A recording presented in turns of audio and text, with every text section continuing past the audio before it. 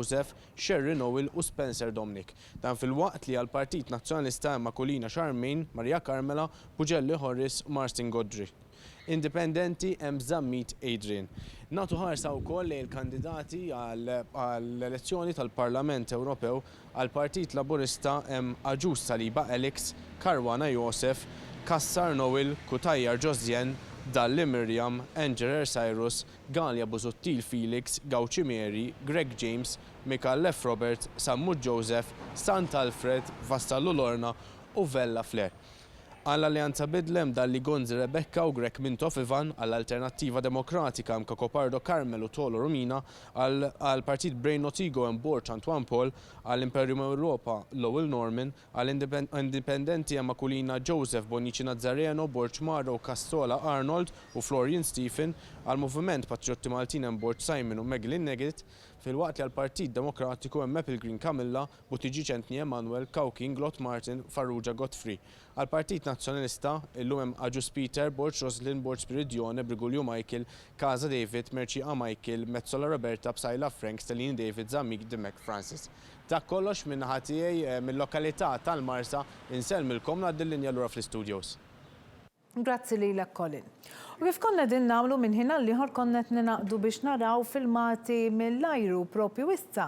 Ser immorru in-naxxar, hemmhekk qegħdin taraw filmati tal-post fejn se jsir l-att tal-voti hemmhekk in-naxxar u nfakkarkom li din is-sena se jkollna sistema kompletament innovattiva, sistema ġdida għal pajjiżna għaliex l-att tal-voti, il-proċess ħajkun kompletament differenti meta wieħed iqabbel ma' snin ta' qabel. Nfakkarkom li qabel kien ikun hemm proċess sħiħ ta' kif jingħaddu il-voti din is-sena ser ikun proċess differenti fil-fatt. Il-kollega tagħna Antoinette Falzon fl-10 ser ninaqdu magħha u ser taġġornana minn ħin għal ieħor dwar minn x'jiġri kif tingħalaq il-votazzjoni minn dak il-ħin lemm għaliex inkunu tista' taġġornana dwar il-proċess, dwar x'se jiġri issa la darba tagħlaq il-votazzjoni, imorru il-kaxxi hemmhekk, però l-proċess qed ngħidilkom kif qedtilkom huwa wieħed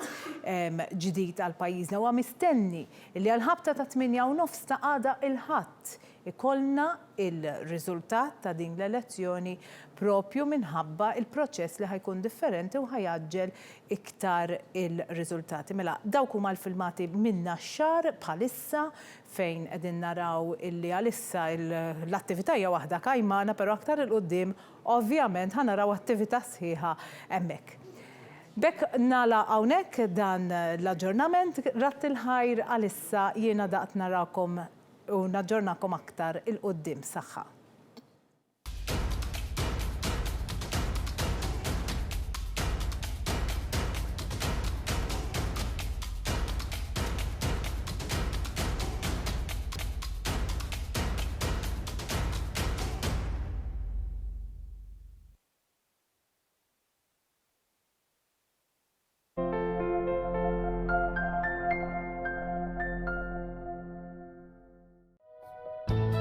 VNC proprjetà għal-beħ u għal-kiri ċemplu 21420086.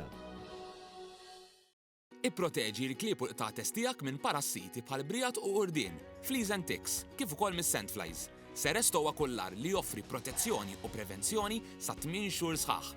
Jiswik biss 10 ċentesmi kuljum. Seresto. ċempel issa lill-IMS ħalli twaħħal dawk is-solar panels. Dawl b'xejn ix-xemx u l-gvern ħallaslek sa 2300 euro minnhom. Xi trid iktar? Issa jifqajtew qed jibgħatu liċ-ċikkijiet.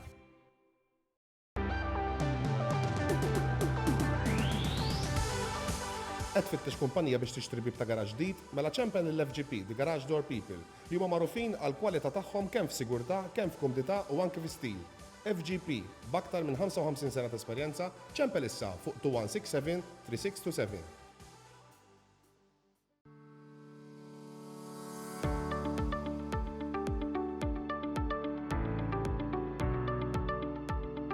Ixtri l-amara kollha l darek banqas minn 8,000 euro. L-aqwa home package f'Malta. Distinct Homes fuq Quality Living. Rabat Għawdex u Triq l-Imdina Ħattart. Bdiet ix-xemx b'kemm saħħa kella tiddi titħak u sħana t-tella, sħana tilħaq stat ta' ġenn iżda ġewwa baqa' fil-ken. L-isħab għala mal-tempata xita beraq dam ġurnata, iżda dan kollu għal xejn, ħadd ma daħal tgħid għalfejn. Issa r-riħ nifs il-ġewwa beda jonfoħ sewwa, grigal, ponent u majistral, ħadd ma rebaħ mal-finestral. Finestral, aperturi resistenti għal kull temp.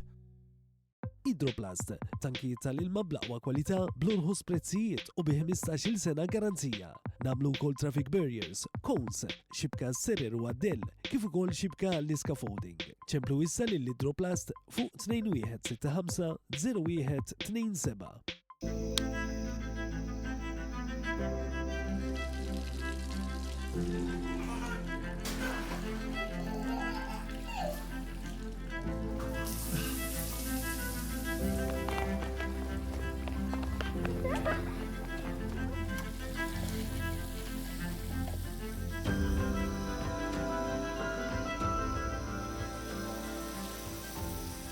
Life flows on. Bridgepoint.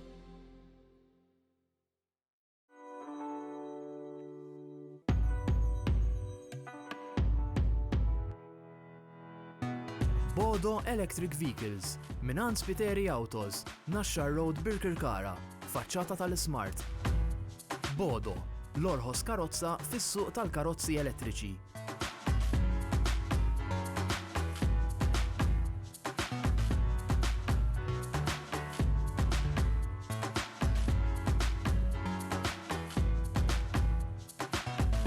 Bodo Electric Vehicles, minant Spiteri Autos, 7774 7500.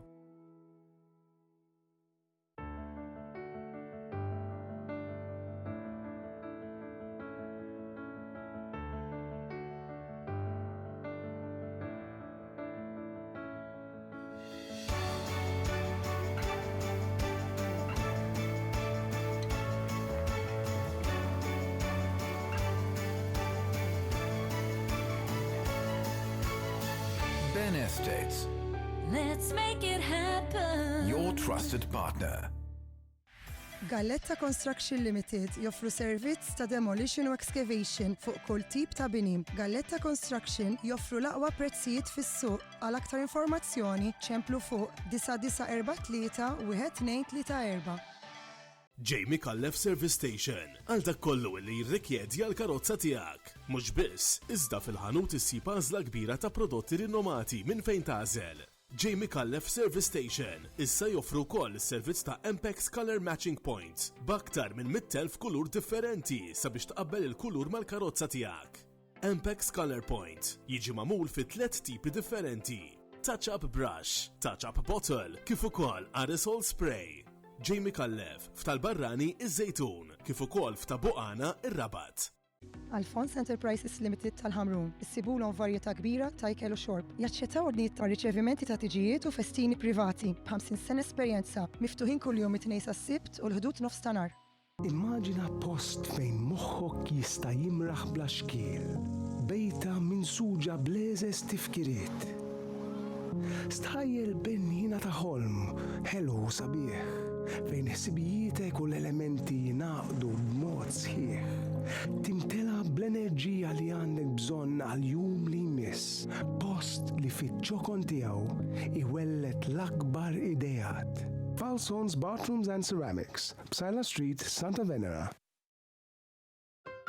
Underarms. They're not always at the center of your thoughts. But you wax them, you shave them, you pluck them.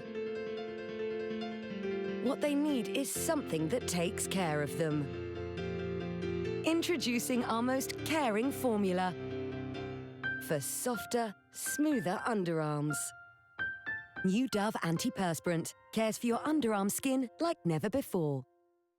Dry cleaning fuq? Għasla waħda. Queen's Dry Cleaners 2143 4184. Delivery b'xejn.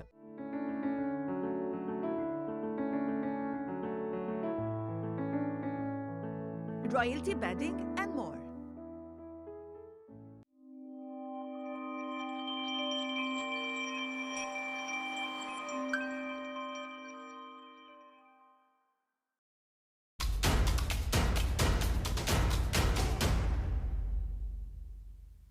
Nilqakom lura mill-ġdid għal dan il-programm Maratona li beda fl-10 tal-lejla fadlilna ftit iktar minn sija u nofs flimkien sal-10 tal-lejla fejn imbagħad jieħdu f'idejhom il-kollegi tagħna ta' One News bi programm speċjali sa nofs il-lejl, programm li xandar minn dawn l-istudios imma wkoll kollegamenti diretti mis-sala tal-att tal-voti li rajtu ftit tal-ħin ilu bil-mod il-mod bdiet l-attività bil-mod il-mod imma bdiet l-attività hemmhekk naturalment hija aktar attività ta' tħejja il għaliex kif qegħdin taraw fl-isfond tagħna il-postijiet tal-votazzjoni għadhom miftuħin għad fadal ċans sija u nofs biex dak li jkun imur jivvota naturalment dak li jkun inħeġġuh biex ma jħallix għall-aħħar.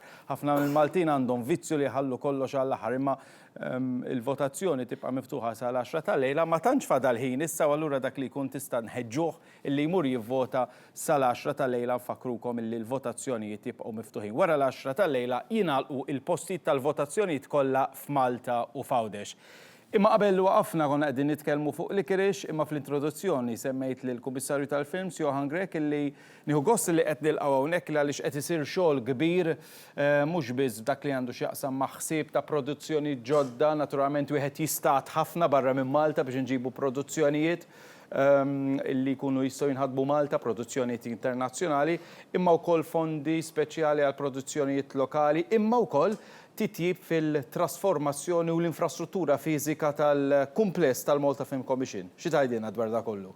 Grazzi, Jason. Ħdimna mill-ewwel from day one li tħalt bħala commissioner, ħdimna mill-ewwel fuq flimkien mal-Ministeru fuq master plan biex intejbu l-faċilitajiet tal-Malta Film Studios fejn, believe it or not, l-aħħar investiment li kien sar fi żmien Dom Mintoff around 40 years ago. Fis-79 kien imbeda tank kbir, ngħidulu deep tank, li kien tuża raise the Titanic. U minn dak nallaw, kważi ftit li xejn sar investiment fl-infrastruttura u kien hemm bżonn shake-up ftit kbira.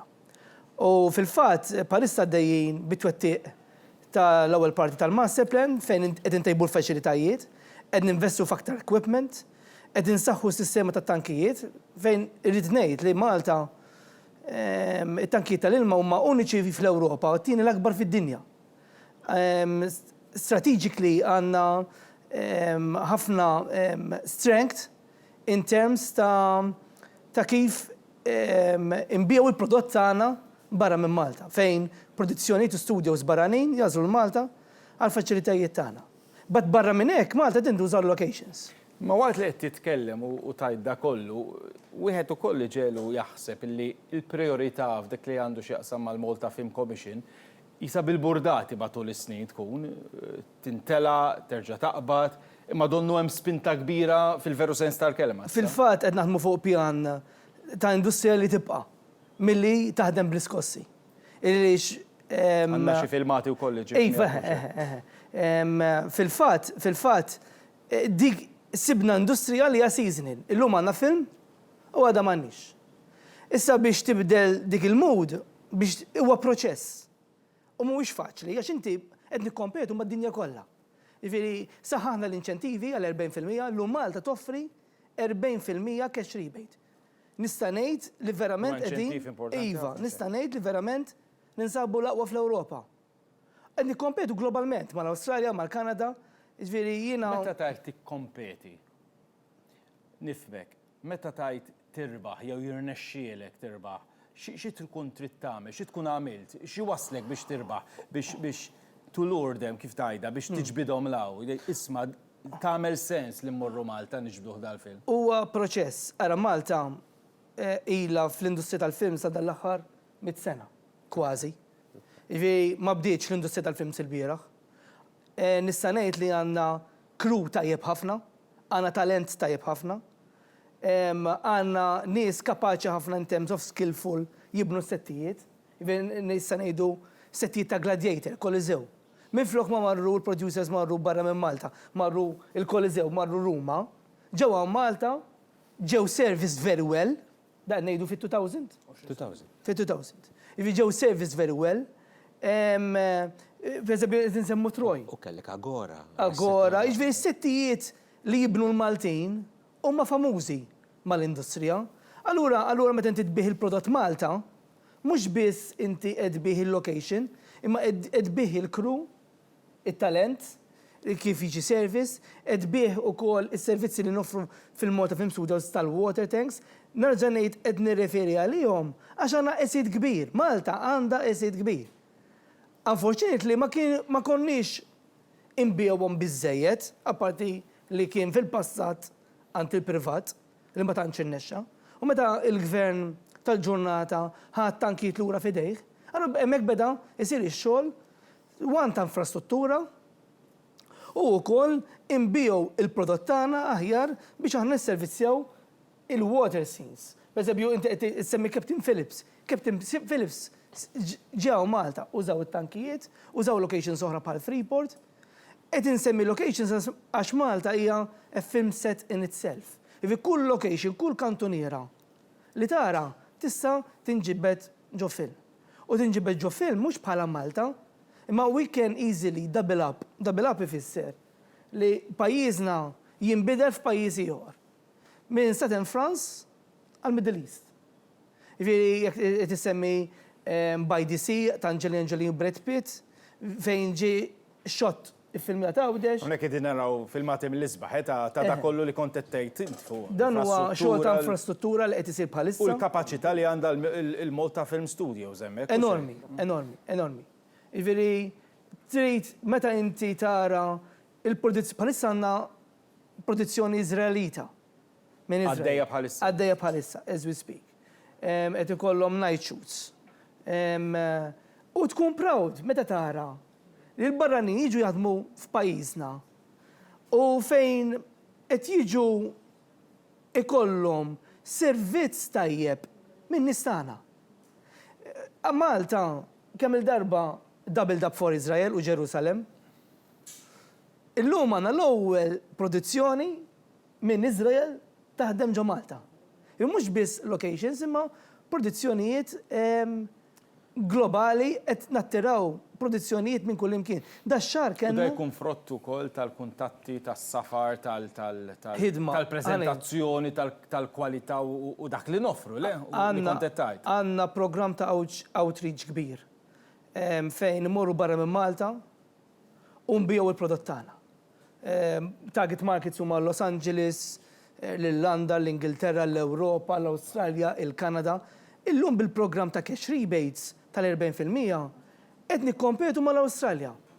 Is-sena li għaddiet kellna 6 rekis mill-Awstralja mhix ċajta. Jiġifieri qed ngħidu diretturi u producers jiġu minn barra f'dak każ mill-Awstralja, jaraw il-Malta bħala location, jaraw kif Malta tista' fits their script and fits their own picture. Jiġifieri ħiddimna għandna tim tajjeb, tim żagħżugħ, għandna tim ukoll ta' esperjenza. Hemm dik l-enerġija biex mhux ġast nikkompetu, imma nirnexxu.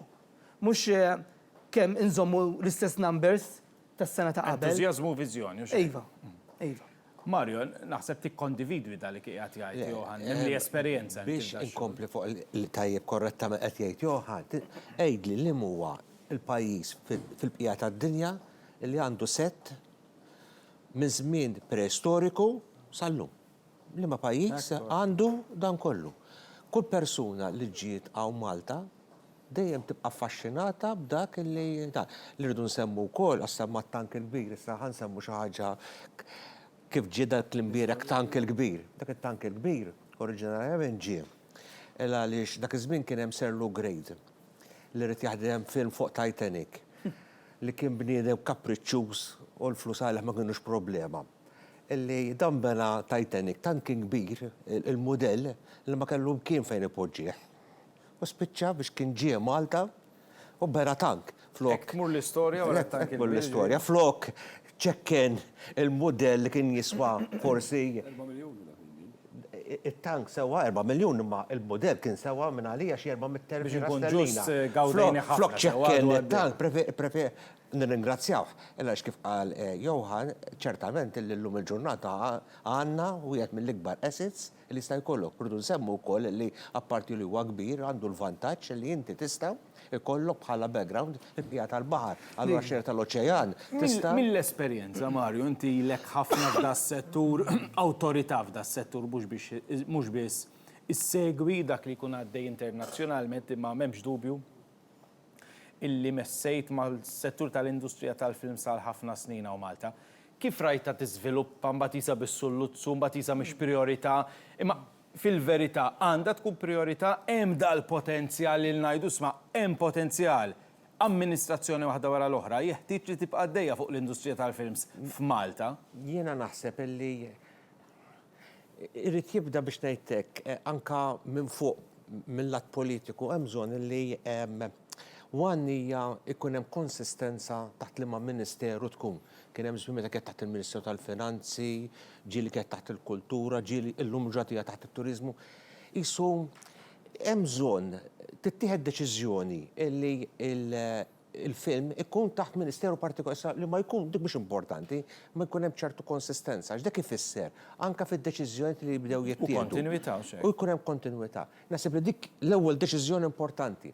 It-tieni net naħseb li rridu nifhmu, missa naħseb li bdejna nifhmu għadin, illi din hija industrija illi jekk jirnexxielna l-ewwel nett tajjeb illi ngħidu x-xogħol importanti li qed jagħmel Johan u l-Kummissjoni tal-Films illi jattiraw il-films, illa għaliex il-konsistenza mbagħad iġġib ċertu kontinwità illa għaliex irridu nammettu l-industrija tal-films hija forsi sa nkun ftit daxen kattif magħha, imma jisa hija magħluqa fis-sens li huwa importanti li jkunu jafu ma min qegħdin jitħattu, mhux isibu bniedem kull darba ġdid.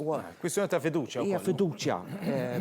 U li tibni rapport, le? Biex tibni rapport, illa għaliex ejja nkunu ġusti, ħadd ma jqum filgħodu mill-producers kbar u l-ewwel ħaġa li tiġi f'rasu huwa li jmur jiffilmja f'Malta, ejja nkunu fair. Issa jien ngħid li għandna l-aqwa settijiet iva, ma rridu nifhmu wkoll li ċ-ċokon tagħna u l-fatt li aħna ftit daqsxejn imbedin minn Los Angeles jista' jkun li ma tkunx l-ewwel, imma il-fatt illi ġiew Malta kellu esperjenza pożittiva u jiena nisma' li f'dan l-aħħar anke bix-xogħol li qed jagħmel Johan qed ikun hemm dejjem qed ikun hemm iktar dejjem esperjenza pożittiva, allura qisu dak li jkun Malta tiġi iktar f'rasu qabel minn dax smajna ħafna stejjer daqsxejn koroħ li ġraw hawn Malta, ġieli ma trattajnihomx tajjeb ukoll.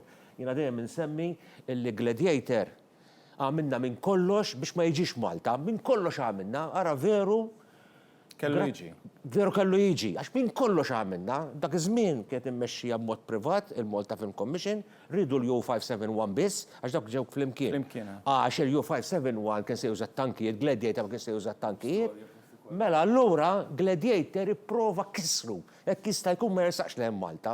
Kollox għamilna, sa keċċejna n-nies mill-Malta Film Facilities dak iż-żmien, orraj kull min jissogra ikollu x'jaqsam magħhom. Sebek konna naslu, ġifieri ġraw ta' esperjenzi koroħ fil-passat. Ħanwaqqafkom ftit il ġed jagħmlu lis-sinjal għandna bżonn nagħmlu kollegament ieħor u aktar aġġornamenti tal-aħbarijiet, naturalment bl-andament mal-postijiet tal-votazzjoni issa li fadal ftit inqas minn siegħa u nofs għal daqstant se nerġgħu ninaqdu ma' Amanda Spiteri l-aktar aġġornamenti.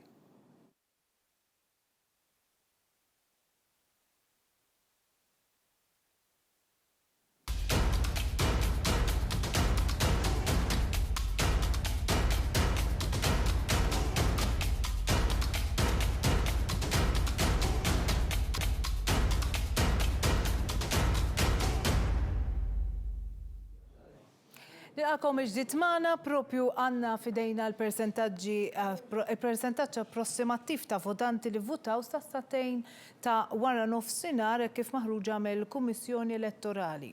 Il-Kummissjoni Elettorali fil-fatt tarraf li l-persentaġġi approssimattivi ta' votanti li votaw sa' statejn ta' wara nofsinhar fl-elezzjoni għall-Parlament Ewropew tal-lum 25 ta' Mejju huma dawn. L-ewwel distrett sa satejn ta' wara nofsinhar 36.80%. Skużawni, 36.80%. It-tieni distrett 34.98%. It-tielet distrett sa satejn ta' wara nofsinhar ivvutaw 31.39%. Ir-raba' distrett 35.28%. Il-ħames distrett 31.87%. Is-sitt distrett 33.61%. 33.61%. Is-sitt distrett kellna 31.62%. It-tmien distrett 34.45%. Id-disa distrett sa satejn ta' wara nofsinhar ħarġu jivvotaw 31.14%. L-10 distrett 29.6%. L-11 distrett 30.8%. It-12 distrett 26.8%. U 13 distrett 31.29%. Bekk qed naraw total approssimattiv ta' 31.99% li vvutaw għall-elezzjonijiet tal-Parlament Ewropew sa satejn ta' wara nofsinhar. Il-Kummissjoni Elettorali ħarġet ukoll il-persentaġġ approssimattiv b'dak li ta' votanti li votaw sa satejn ta' wara nofsinhar dak li għandu x'jaqsam mal-Kunsilli Lokali. U ħanatu elenku ta' lokalità b'lokalità sa satejn ta' wara nofsinhar. Il-Belt Valletta sa satejn ta' wara nofsinhar ħarġu jivvutaw 34.55%. Il-Birgu 33.92%. L-Isla 38.98%. Bormla 30.91%. Ħal-Qormi 34.32%. Ħażebbuġ sa satejn ta' wara nofsinhar Ħażebbuġ Malta ivvutaw 31.61%. Ħażabbar 30.11%. Is-Siġġiewi 29.14%. Iż-Żejtun 33.26%. Ir-Raba' Tawdex imbagħad sa satejn ta' wara nofsinhar ivvutaw 26.61%. Ħattart 29.82%. Ħal-Balzan 31.88%. Bir-Kirkara sa satejn ta' wara nofsinhar 31.51%. Bir-Żebbuġa 27.83%. Ħad-Dingli 29.15%.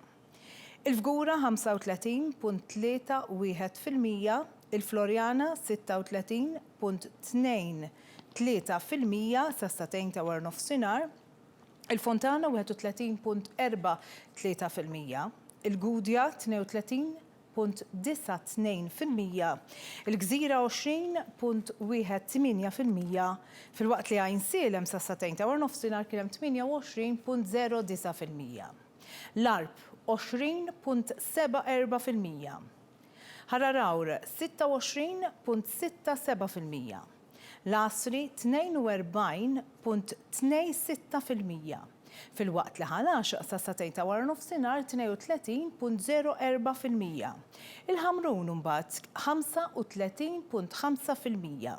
L-Iklin 34.44% sa satejn ta' wara nofsinhar, fil-waqt li fil-Kalkara 33.52%.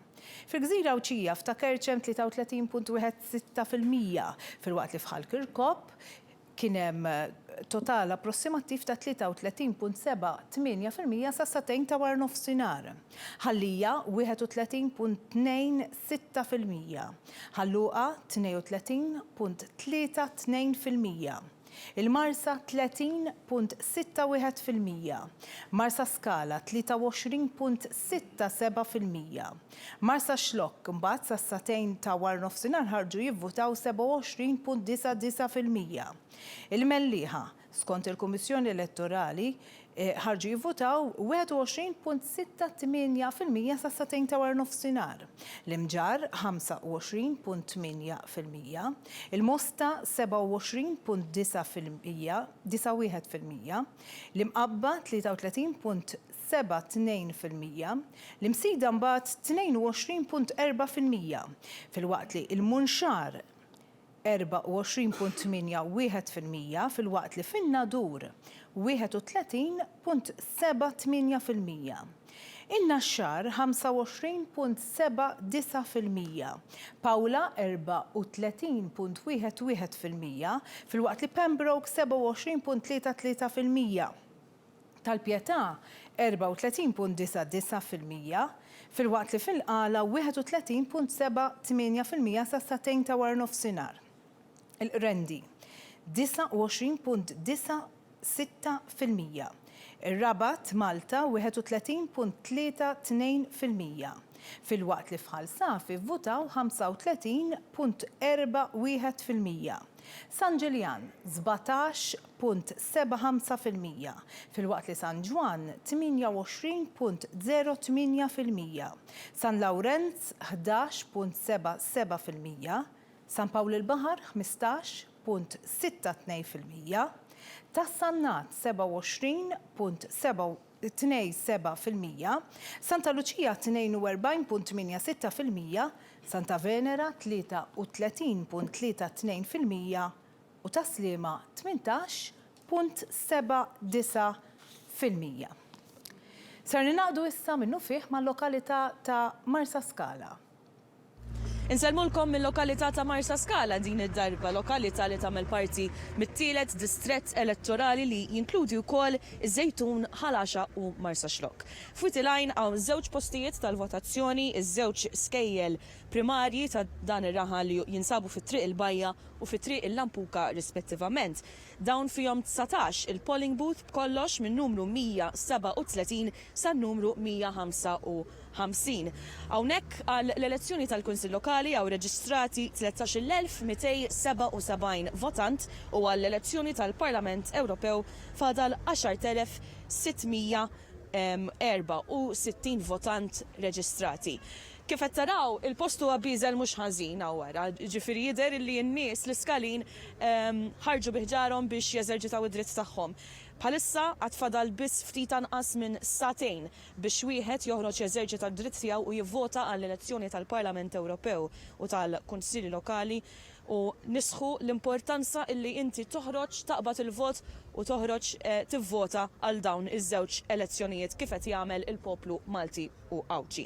Se nagħtu ħarsa lejn il-kandidati għal din il-lokalità għal Kunsilli Lokali fisem il-Partit Laburista insibu lil Kalleja Mario, Camilleri Patrick, Falzon Janice, Mifsud Carmel, Mifsud Mary Rose, Portelli Ryan u Xkembri John. Fissem l-Alternativa Demokratika nsibu lil Desira Daniel u fissem il-Partit Nazzjonalista nsibu lil Abela Jesmont, Camilleri John Baptist, Kutajer Eril u Gatt Sandro. Senatu ħarsa lejn il-kandidati għall-elezzjoni tal-Parlament Ewropew, fissem il-Partit Laburista għanna lil Aġus Saliba Alex, Karwana Josef, Kassar Noel, Kutajer Josjen, Dalli Mirjam, Engerer, Cyrus Gauci, Mary, Galja Buzuttil, Felix, Greg James, Mikallef Robert, Samut Joseph, Sant Alfred, Vassallo Lorna u Vella Flair. Fissem l-Alleanza Bidla nsibu lil Dalli Gonzi, Rebecca u lil Greg Mintoff Ivan. Fissem l-Alternativa Demokratika nsibu lil Kakopardo Carmel kif ukoll il-Tolu Romina. Fissem Brainot Ego nsibu lil Borch Antoine Paul. Fissem Imperium Europa nsibu lil Lowell Norman. Il-kandidati indipendenti huma Aquilina Joseph, Bonnici Nazzareno, Borch Mario, Cassola Arnold u Florian Steven. U fissem il-Moviment Patriotti Maltin insibu lil Borch Simon u Magdalena Gedd.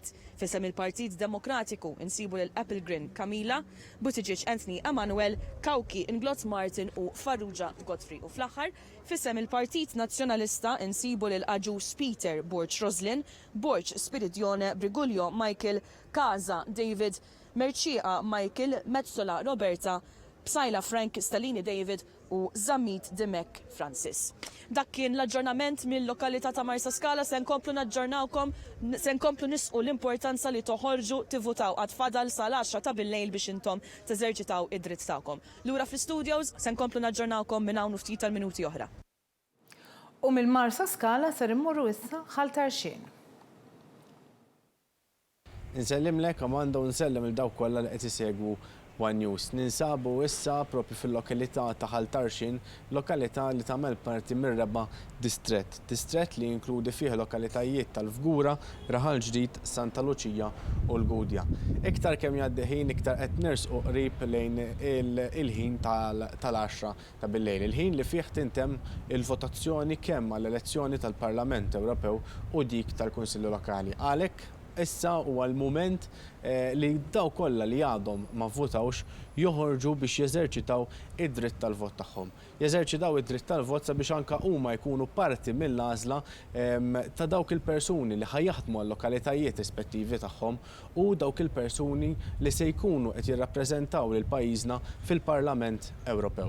Tajjeb nagħtu wkoll ħarsa issa li l-kandidati li llum qegħdin jikkontestaw dawn l-elezzjonijiet. F'din il-lokalità għall-elezzjonijiet tal-Kunsilli Lokali għal-Partit Laburista insibu lil Abela Gallia Joseph, De Battista Thomas, Paċ Christian, Portelli Neil, Vella Kimberly u Vella Zammit Darlin. Għal-Partit Nazzjonalista insibu l-Dalli Ismael Farrugia Juan Carlos, Marmara Anabel u Zammit Hubert. Għal-Partit Demokratiku Farrugia Emanuel.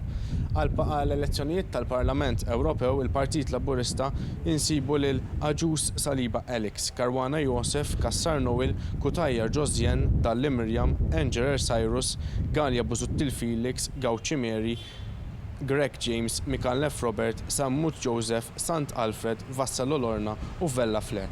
Għall-Alleanza Bidla, Dalli Gonzi Rebecca, Grek Mintof Ivan. Għall-Alternativa Demokratika, Kakopardo Karmer u Tolu Romina. Għal-Partit Brain Otigo, Borċ Antoine Paul, għall-Imperium Europa, Lowell Norman. Indipendenti hemm Aquilina Joseph, Bonnici Nazzareno, Borġ Mario, Cassola Arnold u Florian Stephen. Għal-Moviment Patriotti Maltin, Borġ Simon, Meglin Neggett u fil-waqt li għal-Partit Demokratiku Epil Green Camilla, Buttigieg Anthony, Emanuel, Kawkin Glot Martin u Farrugia Godfrey. Għal-Partit Nazzjonalista Aġus Peter, Borġ Roslin, Borġ Spiridione, Brigulio Michael, Casa David, Merċika Michael, Mezzola Roberta, B'Sajla Frank, Stellini David u Zammit Dimek Francis. Dak kollox minn ħatijaj minn din il-lokalità ta' Ħaltarxin insellmilkom u ngħaddi l-linja lura fl-istudios. Grazzi Colin, nagħlaq hawnhekk ikompli magħkom JC Mikallef.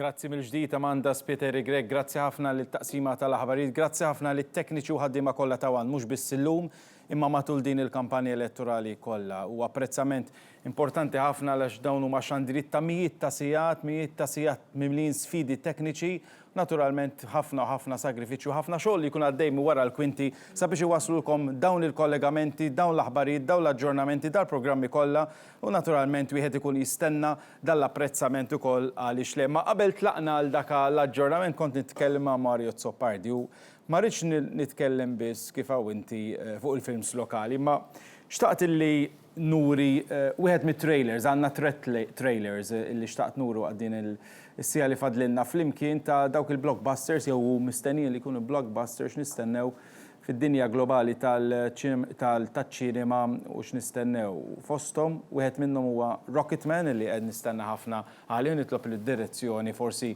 naraw qabel nidħlu għad-diskussjoni li huwa biopic l-iktar wieħed immedjat wara il-famuż Bohemian Rhapsody. Din id-darba il-biopic huwa fuq il-kantant ċelebri fl-aħħar 54 sena Elton John. Naraw dan it-trailer flimkien niġu lura fl-istudio. I could hear the whole tune in my head. It was all there, I could see all the notes and I just had to get it out. It's a little bit funny, this feeling inside. What did you say your name was again? My name is... Reggie! Reginald Dwight. Reginald? That's my granddad's name. So how does a fat boy from nowhere get to be a soul man? You gotta kill the person you were born to be in order to become the person you wanna be. I'm thinking of changing my name to Elton. But that's my name. Yeah, I know. Well, you could be the best-selling artist in America if you desire. I was trying to do something bold. Buy yourself something flashy. Can you even play the piano in those? Let them know who you are. And just don't kill yourself with drugs. So how does it feel to be a star? It's never gonna last. Let's just enjoy it while we can. Those sleeping arrangements get out, all of this is gone. I just hope you realise you're choosing a life of being alone forever. Don't we want to just sing without this ridiculous paraphernalia? People don't pay to see Reg White. They pay to see Elton John. Sorry. Brennan.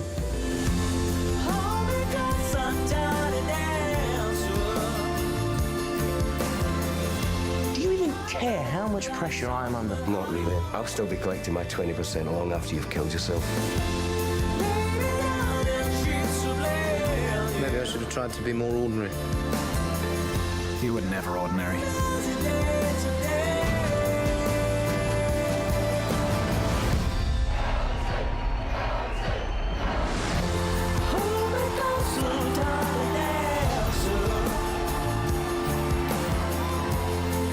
What a shy little boy you were.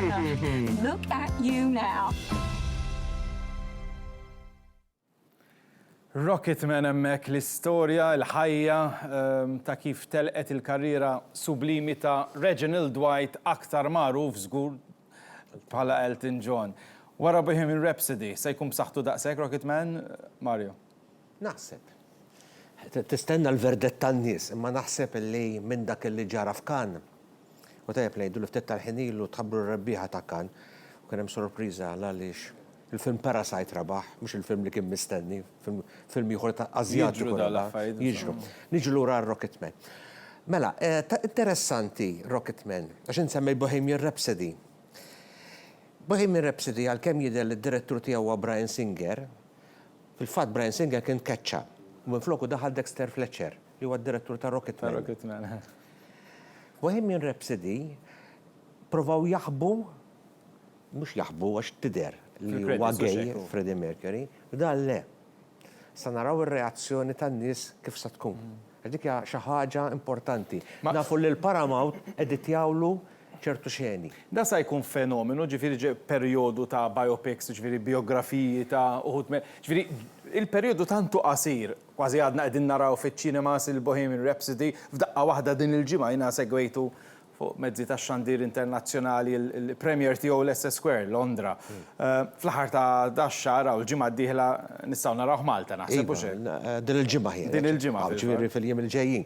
Għandunja tendenza f'Hollywood li ġalla darba jkun hemm film li jikseb suċċess, semmejna Gladiator ftit tal-ħinilu, kienu nsew il-films tar-Rumani, f'daqqa waħda kien hemm sensiela ta' films tar-Rumani. U films bibliċi. U films bibliċi, ġifieri malli jsiru jafu illi qed jaħadem film illi huwa dwar kantanti li huma esponenti meraviljużi, eċċezzjonali. Ma dik Mario, dik ikollha kien hemm biopics oħrajn li marru l-baħar, imma dik tara li kollha vantaġġ, ġifieri Elton John għandu miljuni ta' ammiraturi madwar id-dinja, Freddie Mercury l-istess, ġifieri dak jagħtih spinta immedjata meta ġifieri tibda tfittex biex tmur tarah, issa jekk jogħġbokx tkun storja oħra, imma xkun ammiratur tal-mużika tiegħu. Imma minuta, ġeneralment kollox jaqa' fuq l-ewwel waħda.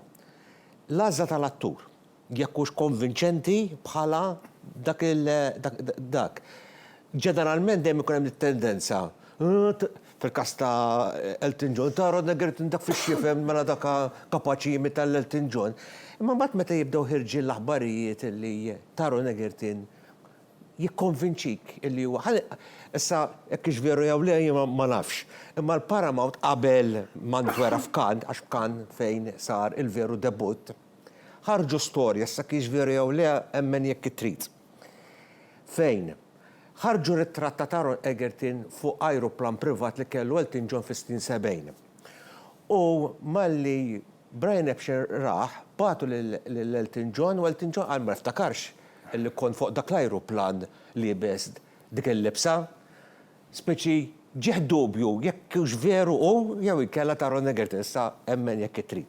Ġifieri meta jibdew ħirġu daw l-istejjer illi Taron Egerton tant kien. Tissemmi l-attur Egerton, ma fenomenali, mhux biss li kantaw, imma li għandu vuċi inkredibbli. Għandu vuċi inkredibbli. Kien hemm dubju.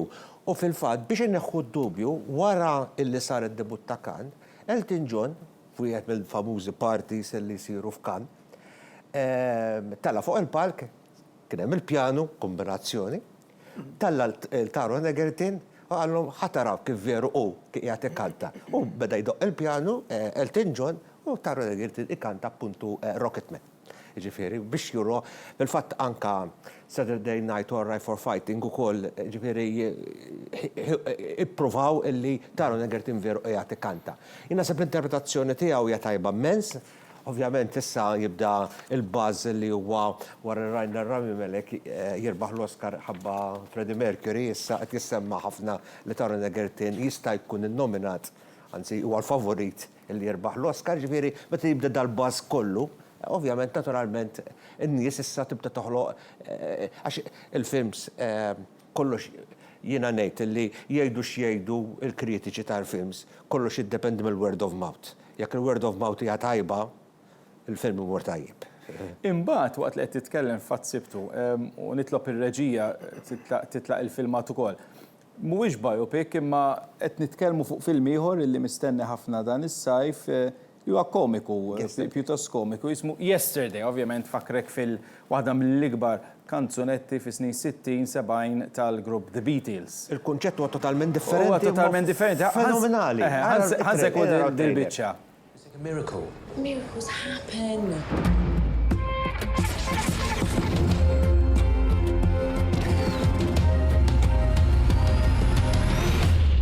What happened?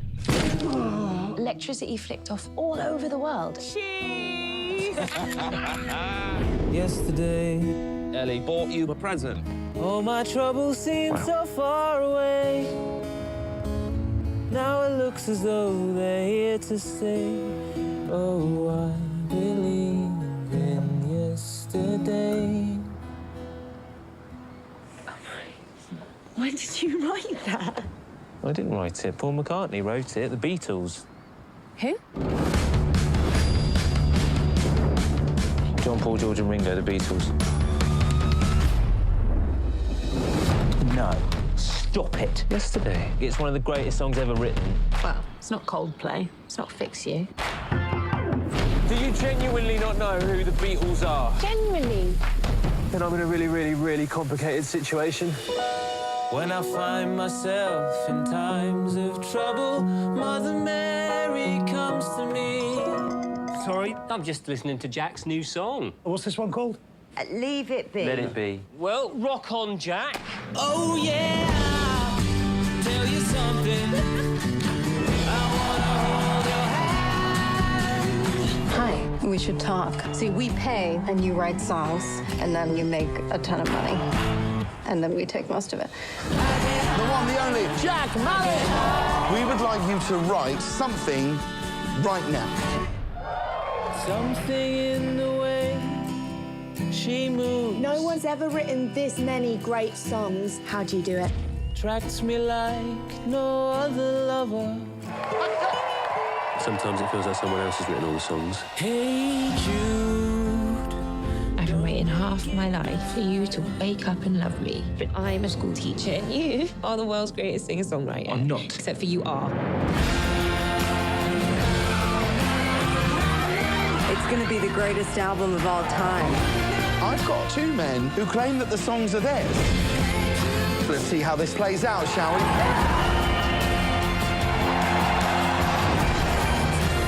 There's something you should know. Please make some noise for Mr. Jack Mallet!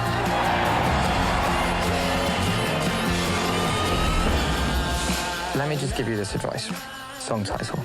Hey, Dude. Hey, dude, are you sure? Hey, dude. It's so much better. Dude it. Wara l-moħħ ta' Slumdog Millionaire mhux hekk u l-Avec Criminali u xek, Danny Boyle ħireġ b'dar Couple of Hours se jagħmel. Yesterday. Inkredibbli, il-kunċett interessanti ħafna. Biss ħanejn li kultant ngħid li mhux farfex għax kultant titkellem isu donnu l-passat. Kulħadd trid Ma naħsibx li jkunu films jiswew ħafna flus dawn, le? Il-filmi biex iġġib id-drittijiet, kemm dan hemm revival, ikun hemm revival. Meta nibdew naraw il-flus li ntefqu f'films bħal James Bond, dal-waqt 007 ieħor u blockbusters. Għandna raw se jiġrix għamlu l-operazzjoni fl-Aqsa, ma insomma daka probabbli jimxi. Kenna ieħor tal-ke weġġa fl-Aqsa, Tom Cruise, Mission Impossible, u xorta nħadem il-ieħor tiegħu. Ġifieri, da jservu wkoll ta' pubbliċità jedwa kif hija wkoll ta' ġifieri. X'taħseb minn dan għandu potenzjal ukoll għal dan? Jiena ngħid li dan għandu potenzjal kbir, ma l-2019 jiena nipparagunaw, naħseb l-aħħar sena veru tajba ta' Hollywood kienet l-1993. Jiena daqshekk. Għandek prospetti daqshekk qawwina? Dis-sena hija s-sena żgur tal-kumpanija Walt Disney. Ħanejlek, jiena kemm nixtieq kieku għandi l-flus nista' ninvesti f'dil-kumpanija għax min jaf ix-shares tagħha kif huma tielejn, diġà għandha żewġ films illi bejnietom daħlu 4 biljuni. Għandek Avengers Endgame. Diġà daħħal 2.7, dal-waqt jgħaddi anke Avatar. Ikun l-aktar film illi daħħal flus fl-istorja taċ-ċinema. Kellhom Captain Marvel. Marru, insomma, jinkot nistennija li Dumbo mhux se jmurulhom tajjeb, Tim Burton mhuwiex id-direttur ideali biex jaħdem il-film ta' Disney. Jiena skantani biss Guy Ritchie, Jiena Aladdin oġobni immens, Guy Ritchie jinkot ngħid illi se jagħmel fjaż kbir b'Aladdin għax Guy Ritchie mhux id-direttur illi jaħdem dat tip ta' film, imma irnexxielu. Kampanja pubbliċitarja ta' Aladdin kienet partikolari. Ma Disney dejjem, id-Disney hija kumpanija illi minkejja l-enormità tagħha hija enormi. Issa xtati 20th century, forsi ġifieri tislim maġ kemm hija enormi di. All right? Imma dawn jitlu fid-dettall ta' kull ħaġa. Din hija l-iktar kumpanija illi tidħol. Din naraw fl-isfond ta' Aladdin. Fl-isfond ta' Aladdin. Din hija l-iktar kumpanija illi biżejjed ngħidlek illi ħafna mill-films huma jafdaw il-ħadd, ħafna mill-films, speċjalment il-kbar, apparti li jibatulek fl-aħħar minuta, il-DCP, għax illum il-ġurnata hard disk iġibule, ġeneralment, għastin bat dawna bl-Express Services, imma jiġi persuna u ġibilek hija, trittara qed jara, speċjalment qabel ma joħroġ il-film, bil-fatt jekk tinnota dal-ħafna nies li jaraw il-films għax nisluhom fuq l-internet, ħafna drab l-aktar li jsibu diffikultà fuq il-films ta' Disney, illa għaliex u mmur anke fil-passat. Meta konna kulħadd kien jikkopja l-videos u kollu jikkopjaw id-DVDs, l-aktar li kont issib diffikultà u kważi impossibbli jgħid ikkopja l-films tagħhom. Tant hija kumpanija li tidħol fl-irqaqat ta' kollox bħala mawx. Issa, Aladdin irnexxa għandha Will Smith, irnexxa għaliex għax imbagħad hija l-iktar kumpanija wkoll li temmen fid-diversità. Fil-fatt jekk taqbad il-każ ta' Aladdin, issib li hemm fl-atturi u l-nix 12 nazzjonalità differenti. Fattur interessanti. Id-diversità kulturali hija l-iktar kumpanija li temmen fid-diversità kulturali. Kienet l-iktar kumpanija li qadet lura mill-li turi ċertu b'mod apert gay. Fil-fatt meta Beauty and the Beast hemm dik ix-xena għadet attenta xi mbagħad konservattiva wkoll bħala kumpanija. Hija għandha studju interessanti ħafna, hija għandi relazzjoni tajbin ħafna ma' din il-kumpanija, allura nafhom ħafna mill-qrib u kif kultant jirraġunaw, biżejjed ngħidlek illi tant jaraw da illi anke pereżempju jekk tmur fil-lokanda tagħhom, tkun mis-student tagħhom tara x-xugomani bismek, pereżempju, bil-karattru li tħobb inti għax jistaqsuk. Eye for detail, eye for detail. Alan, kif evolva Klassi Għalin eventualment bdejt iddaħħal aktar karattri, fost l-aktar li daħħalt karattri huwa naturalment fil-sensiela li għaddejja bħalissa. Kemm jiflaħ jibqa' jeżisti Klassi Għalina? Waħda, għan-nies jista' jibqa' sejra għaddejjem imma li żgur li le, dak waħda. Però, again, huwa argument ta' evaluation ta' x'ġara u bil-fors din is-sena kellna ndaħlu daqsxejn iktar karattri biex inħabtu iktar stejjer u nħabtu iktar bibien u nagħtu iktar spazju għal karattri li forsi għadhom ma kibrux jikbru iktar. Imma skont in-nies, skont dak li meta tiltaqa' magħhom u titkellem, klassi għalina jista' jibqa' dejjek diment li nqogħdu attenti ma neħdux falsa stikka. Naħseb in-nies jirrelataw ħafna le ma' klassi għalina. Eżatt, bħal kull ħaġa oħra, ġifieri you have to read the signs very carefully. Ġieli nsib min jgħid li qed ikunu ftit rude, ftit. Imma dak huwa id-dialettika u biex xandar wara kollox, le nużawha dik id-dialettika. Ikun hemm żewġ daqqiet below the belt, dejjem. Imma hija l-attrazzjoni hija waħda mill l-attrazzjonijiet li hemm ħafna nies jgħidu lek imma jien ma narax, forsi għax pastasa ma fil-verità jkunu rawħ għax jitkellmu fuqu. Ġifieri din hija xi ħaġa bħal meta fl-antik fis-60s tisma' xi rock and roll u iktar isimmu lek ir-rock and roll. Ġifieri għandu dak il-fattur. U li joġobni ħafna wkoll fit-tim ta' klassi għalina jien għandi l-faċilità li nafkom sewwa nafkom mill-qrib. Il-grupp kemm huma maqut, ġifieri ħbieb veru, familji toħorġu flimkien. Issa ġejna ħaġa waħda. Diffiċli anke meta jkun hemm xi ħadd pereżempju jkollu bżonn xi ħaġa llum il-ġurnata isma' il-każ sar xi ħaġa sar familja. U dik hija waħda mir-raġunijiet jiġifieri jiena meta ngħid isma' da l-aħħar staġun. Imma l-ewwel ngħid ħansaqs l-atturi, tridu nagħmlu ieħor għax qed nixjieħu fih. Hemm minnhom qed hekk inbidlu kompletament minn A sa Z mill-ewwel darba sal-lum u l-udjenza. Kieku taf il-messaġġi li jibgħatu l-udjenza u kull tip ta' udjenza kemm ikun. Anke repeats, anke fuq fejn jarawh, fejn jirnexxilhom jarawh.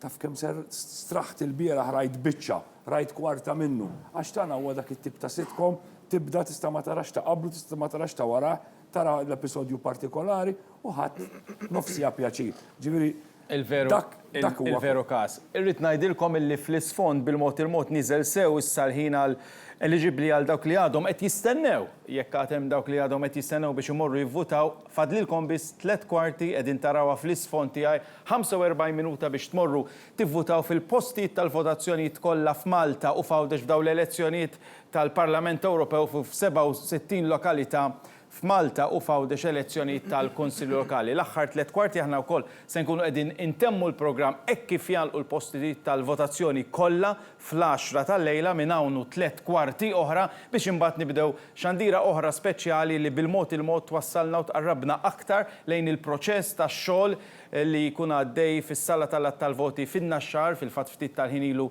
rajna filmati mis-sala tal-voti li eventwalment issa wara l-10 jiżdied ħafna x-xogħol, jiżdiedu aktar l-attività, jiżdiedu ħafna aktar in-nies fis-sala tal-voti matul il-lejl biex imbagħad fis-sija ta' bikrin ta' filgħodu ta' filgħodu il-ħadd 26 ta' Mejju jibda bil-mod il-mod l-att tal-voti b'mod elettroniku ma wkoll anke manwali tal-elezzjoni tal-Parlament Ewropew. Infakarkom illi l-att tal-voti għall-elezzjonijiet lokali se jsir f'nofs il-ġimgħa d-dieħla u fit-tmiem il-ġimgħa d-dieħla. Imma lura l-mistednin li għandi qed nitkellem fuq klassi għalina mal-Ankassar, Joseph. Likerix, inti kont mill-bidu jekk min isser żball, imma anke t-tim ta' Likerix ftit li xejn inbidel u dajku wieħed mis-sigriti ta' kif il-produzzjoni tkompli tikber, tkompli ittejjeb il-prodott tagħha. Eżempju, jiena nemmen jienu ħsib il-produzzjoni meta nkunu qed niffilmjaw barra. Nemmen eżempju f'tim żgħir, ma nemmenx f'tim kbir. Raġuni għalli aħna rridu ngħixu flimkien nkun nafu l-karti ta' xulxin. Ma jistax ikun hemm jinnaf, ma jistax ikun hemm clashes ma jaqblux il-kameraman bejniethom għax dawn jridu jkunu kollha jagħmlu l-avventuri bħalma jagħmlu l-parteċipanti, tilgħu l-montanji bħalma jagħmlu huma. U għad kważi stressanti. Fil-fatt kif tippreparaw ġifieri il-parteċipanti fejn ikunu sejrin, kif tippreparawhom fiżikament, mentalment, jiena naf ħafna stejjer wara li kirix naturalment kif taf inti, ma tkom tħejja kbira għal parteċipanti wara b'mod speċjali wara li intażlu, le? Il-parteċipanti fil-verità jkunu informati mill-inqas fis-sens. Għajdli, għax għażli li ma tajdu ma żomma. Ir-raġuni għali hija parti minna, ċirdaw on the day nintaqgħu l-airport isiru jafu xulxin, isiru jafu kemm ħajkunu parteċipanti u fejn ħammorru dak huma l-ewwel battuti ta' x'in jintaqgħu flimkien. Eżempju fil-bagalija aħna intuhom indikazzjoni ta' x'inhuma l-affarijiet ovvji, ikollok track boots, backpack u sleeping bag huma l-affarijiet ovvji. Il-bqija qas nigwidawhom it-temp sa jkun jekk hux kesħa jew sħana, daw tittarhom jippakkjaw li ħajġibu magħhom ħajġorru. Ħwejġ li jimmaġinaw, le, l-bżonn li jimmaġinaw, ovvjament jizbaljam li tjarmijom f'nofsi trekking, li jagħmel hekk, min jindula l-maġġawx biżejjed, semmi dis-sena kellna persuna li deċidiet li ma tellax underwear magħha. Għaliex di minn tant affarijiet li rad żejda ħadd ma seta' jifhem sħaba kont tgħidilha xi deċidiet kulħadd isellifha. Fost lanqas tqil l-underwear le? Sakemm hemmx underwear mod ieħor li għadni ma smajx Ma għassiena, ġifieri kulħadd weħel u kulħadd kellu dubju d-deċiżjoni tagħha u anke indunat li ma nafx fejn ġabet d-deċiżjoni. Imma mbagħad il-crew ħanajlek fil-verità tipprepara kemm tipprepara meta tgħix l-oġġett the moment of truth u mbagħad hemmhekk fejn kollox jaqa' fuqek. Tarak mingħajr licorice lilek? Jien kbirt, jiena 15-il sena bdejt minn letteralment kont għadni tifel u ħajti huwa licorice, ġifieri jiena sejjaħlu baby tiegħi. U kważi tkun qed tikkompeti magħhom lenti fis-sens li tkun preżenti f'kull azzjoni. Kollox, jekk ħafna nies jgħidulna. U Warren Brimmer ukoll. U l-kru kollu u t-tabiba li titla' snin magħna, ħafna nies il-kurżità tiġi xi darba dejjem ngħid jiena xi darba niffilmja reality tagħna tal-behind the scenes. Ħafna nies jaħsbu eżempju nkunu ġo lokanda xejn affattu. Eżempju, nkunu l-aħħar li norqdu l-ewwel inqumu. U r-responsabilità tagħkom. Apparti r-responsabilità, jiena jkolli diskussjonijiet il-ħin kollu mat-tabiba ta' jekk issa jkunu debboli bl-ammont ta' ikelli għandhom, jekk hemm bżonn nwaqqaf nagħmel logħba biex daw iġibu l-ikel ħalli jitrejqu. Ġieli waqafna u xtrajna li kell aħna ħafna nies jaħsbu li dawn. Tisimgħu sinjuri dan huwa licorice, dan huwa l-mod kif intom tridu tapprezzaw naf li tapprezzaw ħafna ma meta tisma' dat tip ta' dialogu trid tapprezza ħafna mill-kumdità ta' djarkom minn fuq is-sufan tara siegħu nofs sagħtejn licorice kull nhar ta' tnejn x'ikun għaddej u dbatiti għaliex hemm ukoll ċertu tensjoni. Dat tip ta' pajjiżi, il-bookings, il-flights fejn sejrin, f'se tixtru. U l-affarijiet imorru żiena. Mhux hekk.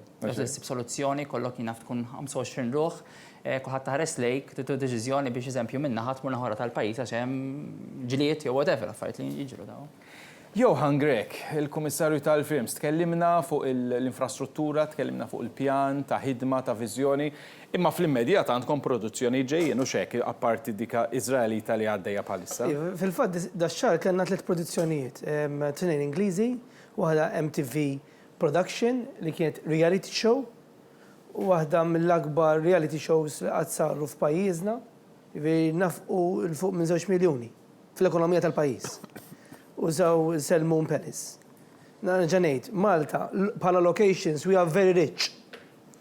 Ibad kanna oħra Bulletproof, li hija TV series Ingliża, l-ewwel darba li għażlu il-pajjiżna, u wkoll waħda minn Iżrael li qed jużaw il-Malta Film Studios, it-tankijiet. ċirka da 3 produzzjoni tħallew ċirka ta' 3.5 million fl-ekonomija tal-pajjiż. U x-xahar id-dieħel dawad nħabbru produzzjoni oħra ġol Malta Film Studios. Ma ix-xogħol tagħkom ukoll bħal kwalunkwe xogħol ieħor imma b'mod partikolari tagħkom ukoll. Nimmaġina li tistadu ħafna, tipprovaw taqbdu kemm jista' jkun, imma anke meta taħseb li tkun wasal ġieli għada dik tkun daqqa ta' ħarta. We pitch. Aħna ħin kollu nikkompetu globalment. Hollywood malu jibqa' Hollywood. L-Ewropa hemm suq tajjeb għalina, qed naraw swieq oħra bħal Ċina, swieq oħra bħal Kanada u l-Awstralja. So we keep pitching. Issa mbagħad xi kultant ikollok esperjenzi inqas sbieħ. Pereżempju, dis-sena kelli proġett kont nippruvaw nagħlquh ta' studio Amerikan, and on the 11th hour iċempru lek il-proġett ġie shelved. Wara dak xogħol kollu, ifhimni, ma tantx tieħu pjaċir, imma affarijiet li jiġru. Hija industrija very liquid. U għalhekk aħna għalkemm pereżempju il-commission bħalissa qed naħdmu fuq diversi proġetti li ġejjin dis-sena u s-sena d-dieħla. Imma ikun immatur jekk inti tgħid fuq xiex qed taħdem għandek il-security tagħhom jiġifieri ma tantx tista' tagħti dettalji tal-proġett. U tu ikun hemm ħafna affarijiet fil-jigsaw puzzle biex jingħaqad. Finanzjament tal-proġett, scripting, talent, In terms ta' locations, if our locations is being fixed to their script, hemm ħafna affarijiet fejn wieħed biex taraq proġett huwa proċess twil. Imma il-pipeline li għandna għal pajjiżna huwa interessanti ħafna u nerġa' ngħid qed naħdmu viżjoni, strateġija bi pjan li rridu industrija ta' back-to-back films. Industrija li tibqa' mhux timxi bl-iskossi. Meta semmi da kollu, jina nifhem li wkoll tipparteċipaw jew tieħdu sem fieri relatati u xek ma kif se ġib produzzjonijiet. Immorru ġo fil-markets, per eżempju bħal Berlin, Cannes, semma Mario wkoll, Los Angeles u pajjiżi oħra, l-Ingilterra. Ovvjament, rather than immorru, jiġri nipparteċipaw fil-fiera, rather than ikonna boot, imma napproċċaw il-producers back-to-back meetings. Min ġeli nsifer u f'ġimma jkolli 50 meeting ma' producers differenti. Ġifieri, l-ammont ta' xogħol tagħna huwa bil-fors jirrekjedi li jissifer, you reach out, tmur ġo l-studios, tmur tiltaqa' mal-producers u tgħidilhom isma' listen, Malta is open for business. U tmexxi il-prodott ta' Malta li huwa prodott b'saħħtu ħafna. Mario, taħseb illi jista' jkollna snin twal jekk naqbdu rotta tajba, inti semmejt ukoll kwistjoni ta' ministeru biss, ma fimt il-punt tiegħek li jkun hemm deċiżjoni politika u ngħidu sma' din hija niċċa li ekonomikament tagħmel sens mhux għas-sena li ġejja, mhux għas-sentejn, imma l tantu tant snin. Tarana nieħdu dik id-deċiżjoni aħħarija ngħidu il-films huma ta' kulħadd huma niċċa importanti ħafna fir-rotta ekonomika ta' pajjiżna ejja mmorru dik id-direzzjoni. Iva, ma naħseb illi irrid ikollna wkoll nies illi huma wkoll barra minn Malta, permanenti. Ishom ambaxxaturi u xejn. Parti jiena nemmen illi ara l-akbar swieq huma, nduru huma. L-Amerika, iċ-Ċina huwa interessanti ħafna. Huwa proċess ta' Ċina. Huwa proċess mhux ta' kemm ta' montaġġ huwa faċli ta' Imma ġimgħa li għaddiet kellna produzzjoni miċ-Ċina li ġiet għamlet Rekki hawn Malta. Proġett ta' €1,000,000. Iġveri dan, u naġanejt, qed insemmi dan. Għal-benefiċċju ta' telespettaturi, xi tfisser meta tiġi għaw tonfoq €1,000,000 u tagħmel Rekki, għax tajda b'mod sempliċi. Il-Rekki ma jiġix jiswa miljun, imma l-film jiġi jiswa miljun. Imma dan jkunu nafqu minn butom, iġveri dan ħadd ma jiġi jagħmel Rekki għal xejn. Iħallsu l-flights, l-accommodation, transportation, jaraw il-locations, dan ikun tim ta' xi 5 jew 4 min nies, jiġri jkollhom l-ispejjeż tagħhom. Imma punt li xtaqt ngħid huwa li l-industrija tal-films tiġġenera miljuni ta' flus fl-ekonomija ta' pajjiżna fejn kulħadd jiekol minnha. Jiekol minnha mhux tiegħi, mhux biss il-kru. Jiġi għandek il-lukandi għandha snowball effect kbir. Enorm. U din hija kulħadd jiekol minnha. Ġifieri ħankomplu fuq l-ettejt inti ta' joħa, ġifieri huwa enormi. U din irridu nifhmu illi din l-industrija hemm flus kbar fiha. Issa, xi ħaġa li jiena nemmen illi ma naħsibx, issa jikkorriġini Joħan għax ovvjament iktar Joħan qiegħed fihom dan, xi ħaġa li aħna qatt ma missejna, qatt ma naf li missejna, u tkellimt kemm il-darba u xorta kulħadd jgħid għandek raġun u ħadd ma jidillix qatt sar inizjattiva. Ikun hemm numru ta' films kbar illi ġieli fl-aħħar parti tal-produzzjoni jiltaqgħu ma' problemi kbar finanzjarji għax imorru over budget. Jien għandi ħbib ċeki li waħda mir-raġunijiet għalfejn iċ-ċeki kabru l-industrija tal-films u l-lum ġurnata ngħid li hija kbira immens, il-pargona ta' 10 snin huwa li għandhom nies speċifikalment għassa biex kif jisimgħu produzzjoni tal-films illi qed tiffaċċja ċertu problemi jidħlu huma mill-ewwel jippruvaw jatterawhom lejn pajjiżhom bil-kundizzjoni illi jagħtuhom ċertu ammont ta' flus. Jekk xi ħaġa tagħmluha tnieħu gost. Qed nagħmlu issa parti mill-programm ġdid li introduċejna taħt l-amministrazzjoni tiegħi hija li l-cash rebate ma joħduhomx fl-aħħar tal-produzzjoni, imma parti minna Li tkun parti joħduhom mill-għajnuna, fil-bidu. Ovvjament ibbażata kemm jonfqu fil-pajjiż. Jiġifieri aħna this is taxpayer money u ma nagħdu l-ebda 1 cent jekk inti ma tonfoqx dik il-lira Ħanwaqqafkom ftit għaliex il-ħin huwa kważi id-9:09 u dan ifisser li bil-mod il-mod qegħdin verament issa noqorbu għal l-eluq tal-postijiet tal-votazzjoni f'Malta u f'Għawdex fil-fatt l-eluq kif qegħdin taraw fuq l-iskreens tagħkom jgħalqu fl-10 u allura l-aktar aħbarijiet tal-aktar aġġornamenti ser ninaqdu issa mill-ġdid ma' Amanda Spiteri Grek.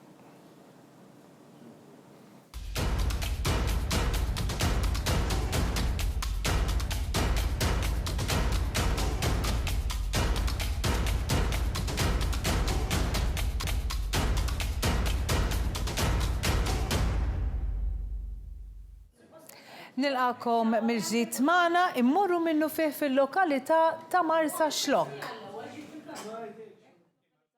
Xlokk illi tagħmel parti mit-tielet distrett elettorali li jinkludi fih ukoll iż-Żejtun, Ħalaxa u anki Marsa Skala.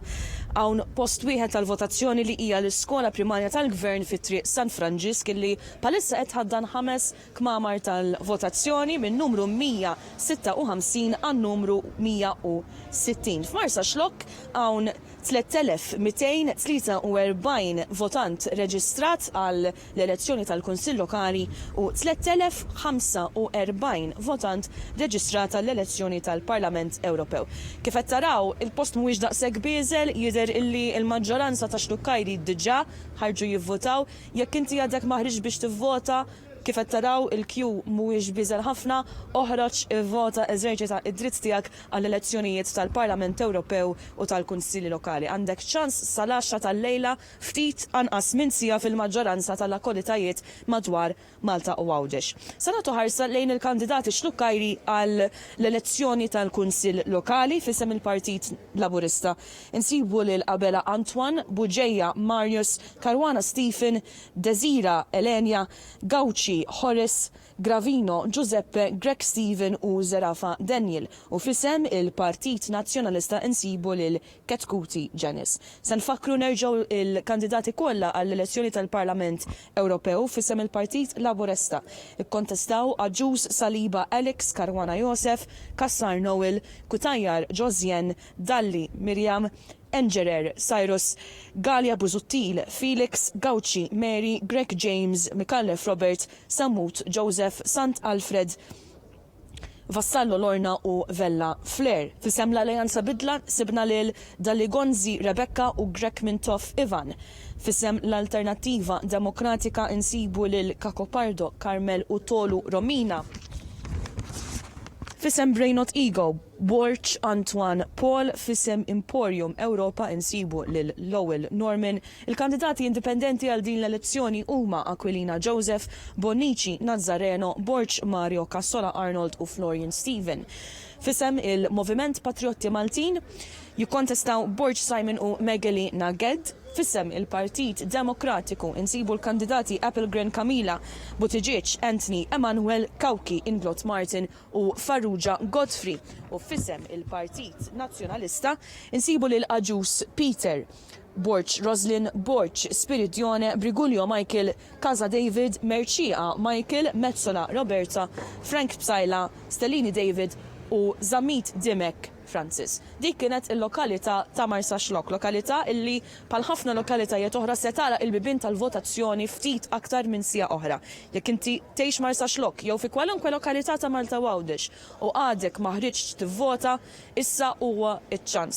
Ma nistgħux nieqfu nisħu kemm huwa importanti li toħorġu teżerċitaw id-dritt tagħkom tal-vot f'dawn iż-żewġ elezzjonijiet tant importanti għal Malta u Għawdex kollha.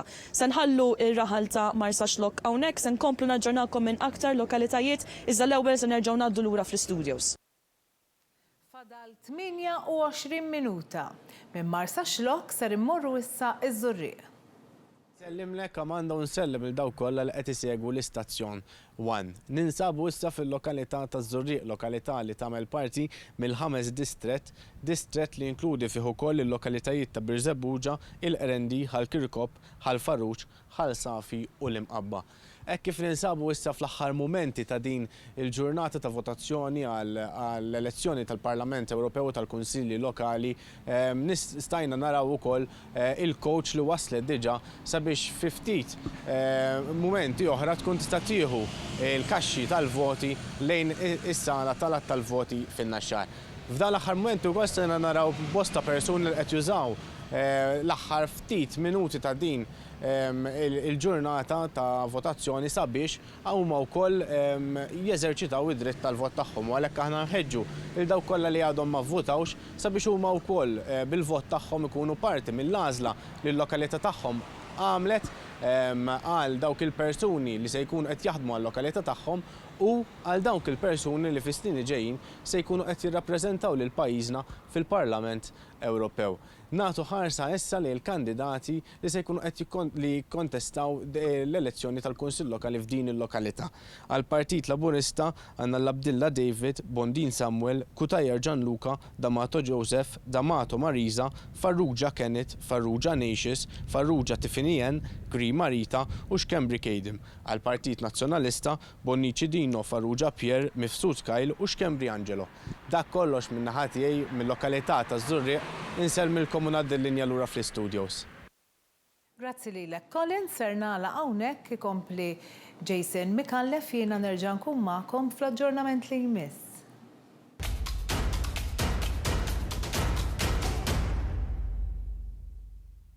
Grazzi ħafna Amanda Spiteri Grek bil-mod il-mod edin noqorbu lejn tmiem dan il-programm Xandira Maratona bdejna fl-10 ta' filgħodu bqajna għaddejjin matul is-sigħat kollha ta' dalgħodu wara nofsinhar kollu u naturalment bil-mod il-mod ser nersqu lejn tmiem dan il-programm imma mhux qabel nerġa' ndur fuq il-mistiedna li għandi. Mario, rrid inkellmuk ukoll fuq blockbuster ieħor jew mistenni li jkun blockbuster ieħor nimmaġina li sewwa ħafna flus għandna it-trailer tiegħu li huwa Godzilla.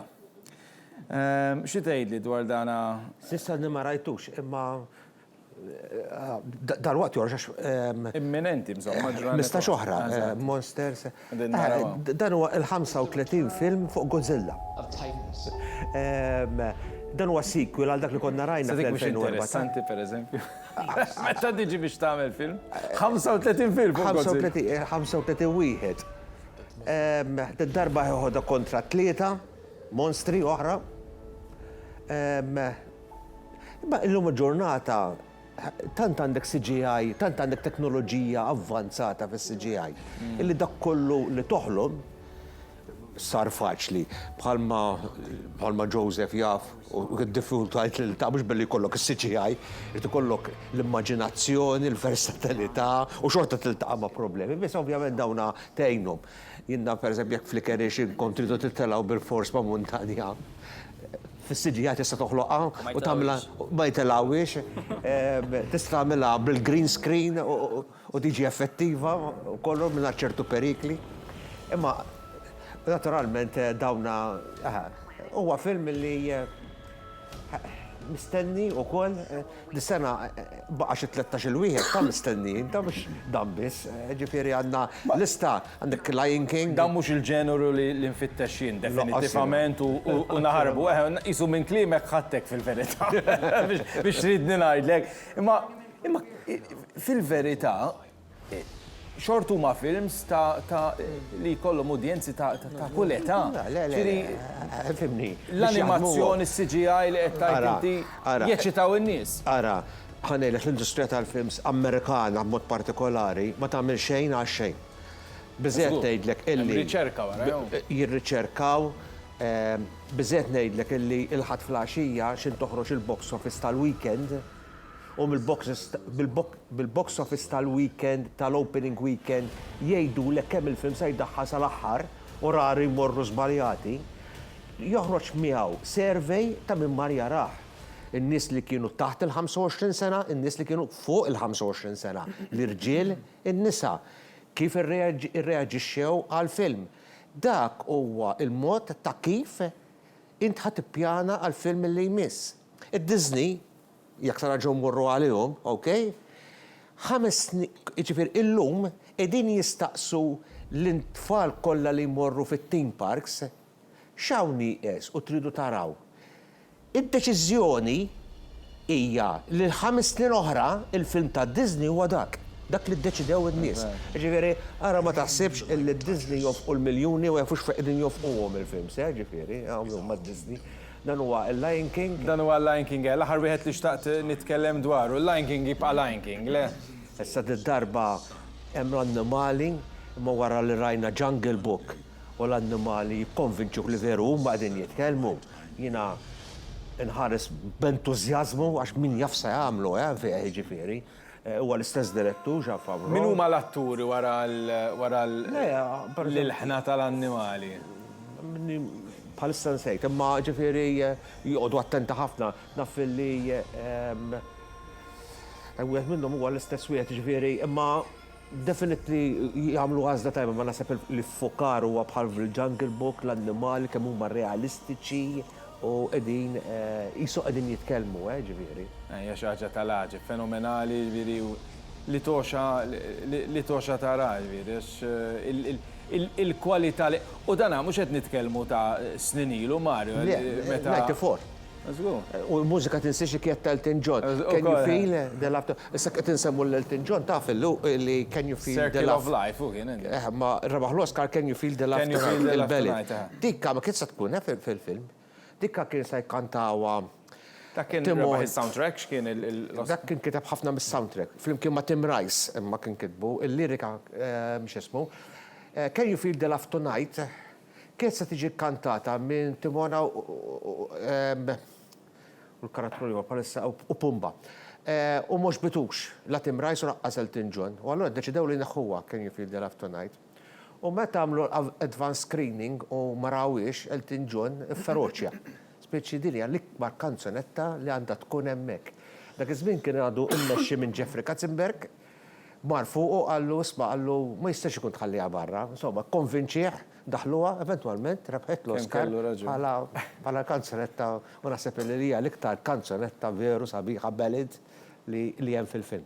Joseph, qed noqorbu lejn it-tmiem, kieku ġieli għamiltu kalkolu ta' kemm għamiltu mili bl-Licorice? Le, fil-verità. Kontinenti kollha messejthom ma naħsibx u xek, l-Awstralja ma mortux. Ekku. X'qed intikom idea hawnhekk, Tajjeb li jmiss. Le, fil-verità anka sempliċement l-isem tal-pajjiż aħna naraw kemm promotion-wise, marketing-wise ħajaħdem hemmhekk. Eżempju waħda mid-dubi li kellna kienet is-sena li morna Marokko, u ġiet nitkellem snin ilu għaliex l-isem il-Marokk ma kienx ħajn bih daqshekk għaliex hemm connotation li huwa post Arbi u hekk. Il-verità huwa pajjiż mill-isbaħ il-Marokk. Però tidbih inti l-isem tal-programm bl-isem tal-pajjiż li kirix Marokko u jekk in-nies diġà jitilqu min jafx diġà tlift ammont kbir ta' nies. Ġifieri dad-dettalji aħna lina huma importanti ħafna wkoll. Le ma dorniex il-kontinenti kollha, hemm kontinenti li naħseb jinbijaw iżjed għan-nies tad-dar, hemm kontinenti Asjatiċi eżempju fejn id-diversità fil-kulturi hija ħafna differenti. L-avventura. Imma ninsew il-pajsaġġ anke selvaġġ naħseb jinbeħ. U anke day-to-day living li n-nies jidhru kompletament differenti minn kif imdorrin naraw aħna, kontinenti Afrikani u Asjatiċi, anke ikel differenti, dak taffaxxinhom in-nies, fejn dak li hu normali għalina huwa kompletament differenti. U inti tħoss differenza xi naslu fil-pajjiż fejn anke l-parteċipanti ngħidulhom daw tħarsu lejna bħala nagħmlu xi ħaġa stramba, dak li huwa normali għalina għalihom huwa xi ħaġa stramba u tipo x'qed jagħmlu daw. U hemmhekk jibda mbagħad il-ħajja. Il-mod il-lejn il-final u x'hekk issa. Wasalna fid-disa' programm minn 15, fil-15 ikun il-finali, ġifieri biżna n-nofs. Ma nafx x'impressjoni tiegħi, imma dan huwa l-iktar din hija l-iktar edizzjoni tal-Licorice fejn diffiċli taqta' min jista' jkun ir-rebbieħ, fis-sens li kollha qed jagħtu l-impatt jew qed iħallu iktar milli jagħtu l-impatt tagħhom. Ħadd għal tal-anqas x'naħseb jien, ħadd ma qata' lil ħadd, il-grupp huwa b'saħħtu ħafna id-darba. Jiena dejjem ngħid li l-deċiżjoni ta' ma ħajkun il-grupp will-make or break the edition. Ma jkollok l-ebda bakketta maġika li tkun taf ġi aħna nintaqgħu kemm il-darba jkollna psychiatrist li ntaqa' magħhom ġifieri nidħlu f'dettall kbir, però kif jirreaġixxi karattru f'dawk iċ-ċirkustanzi ma qatt tista' ma tkun taf. Daw xi kultant persuna ġuvni u tfajla jgħidu l-ek li ma nibkiex jibkulek kull-jum waqt il-program jibdew jkunu skantati bjom nfusam, ġiri qatt ma tkun taf żatt se jiġri. Emozzjoni differenti. Però dis-sena naqbel miegħek li naħseb ikun hemm il-karatteri jispikkaw li n-nies iħobbuhom jew n-nies jieħdu gost li ma jħobbuhomx. Imma jkunu jistennew li jibqgħu jaraw malkemm jixtiequ jiġu eliminati ma jixtiequ li jibqgħu jkun hemmhekk. Però naħseb s'issa hemm ħadd li vera naħseb spikka bħala r-rebbieħ jew r-rebbieħa ta' dis-sena. Veru każ. Johan, ma tkellimniex jekk il-Kummissjoni fil-verità għandix kollaborazzjonijiet għaddejjin mal-kulleġġ bħal MCAST u tagħtix opportunitajiet lil żgħażagħ jkomplu l-istudji tagħhom, esperjenzi, workshops, da xogħol isir. Iva, qed naħdmu fuq pjan. Kemm biex we involve l-MCAST u l-Università ta' Malta. L-Università Malta fil-każ ta' training għal producers, scriptwriters, diretturi, fejn fil-industrija tal-films we call them above the line. But below the line, mal-MCAST nixtiequ nagħmlu program fejn we train further technicians. Mhux biss training imma educating, imma rridu wkoll internships fejn studenti Maltin u Għawċin jipparteċipaw f'films u din hija waħda mill-regolamenti li għamilna fil-gwidi ġodda li riġna fejn producers jridu jitrenjaw nies Maltin u Għawċin biex aħna nkomplu nsaħħu dak il-layer ta' skill u nkomplu nsaħħu il-workforce tagħna. Mhux ġast insaħħu ntejbu il-prodott tagħna, imma ndaħlu aktar nies fl-industrija. Mhux ġast il-ftit imma il-ħafna. Ukoll għandna l-Malta Film Fund fejn aħna nagħtu grants lil producers lokali biex insaħħu local indigenous industry. U l-ħsieb huwa mhux kemm tagħti imma x'tagħti.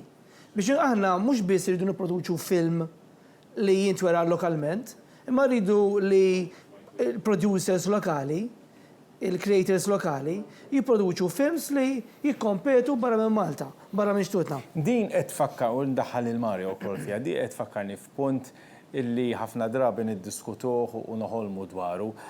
X'ikunu daw iċ-ċansijiet illi persuna, grupp ta' nies, producers lokali u ġrat riċentament fl-aħħar 5 snin, 10 snin, 15 sena, jittantaw xortihom u jitfgħu f'ħafna festivals internazzjonali il-film tagħhom, il-produzzjoni tagħhom. Issa ikunx short film u jkunx film komplut, dika storja differenti. Imma kemmu diffiċli to break xi darba that market, ġifieri. Mela, l-ikbar problema hija d-distribuzzjoni.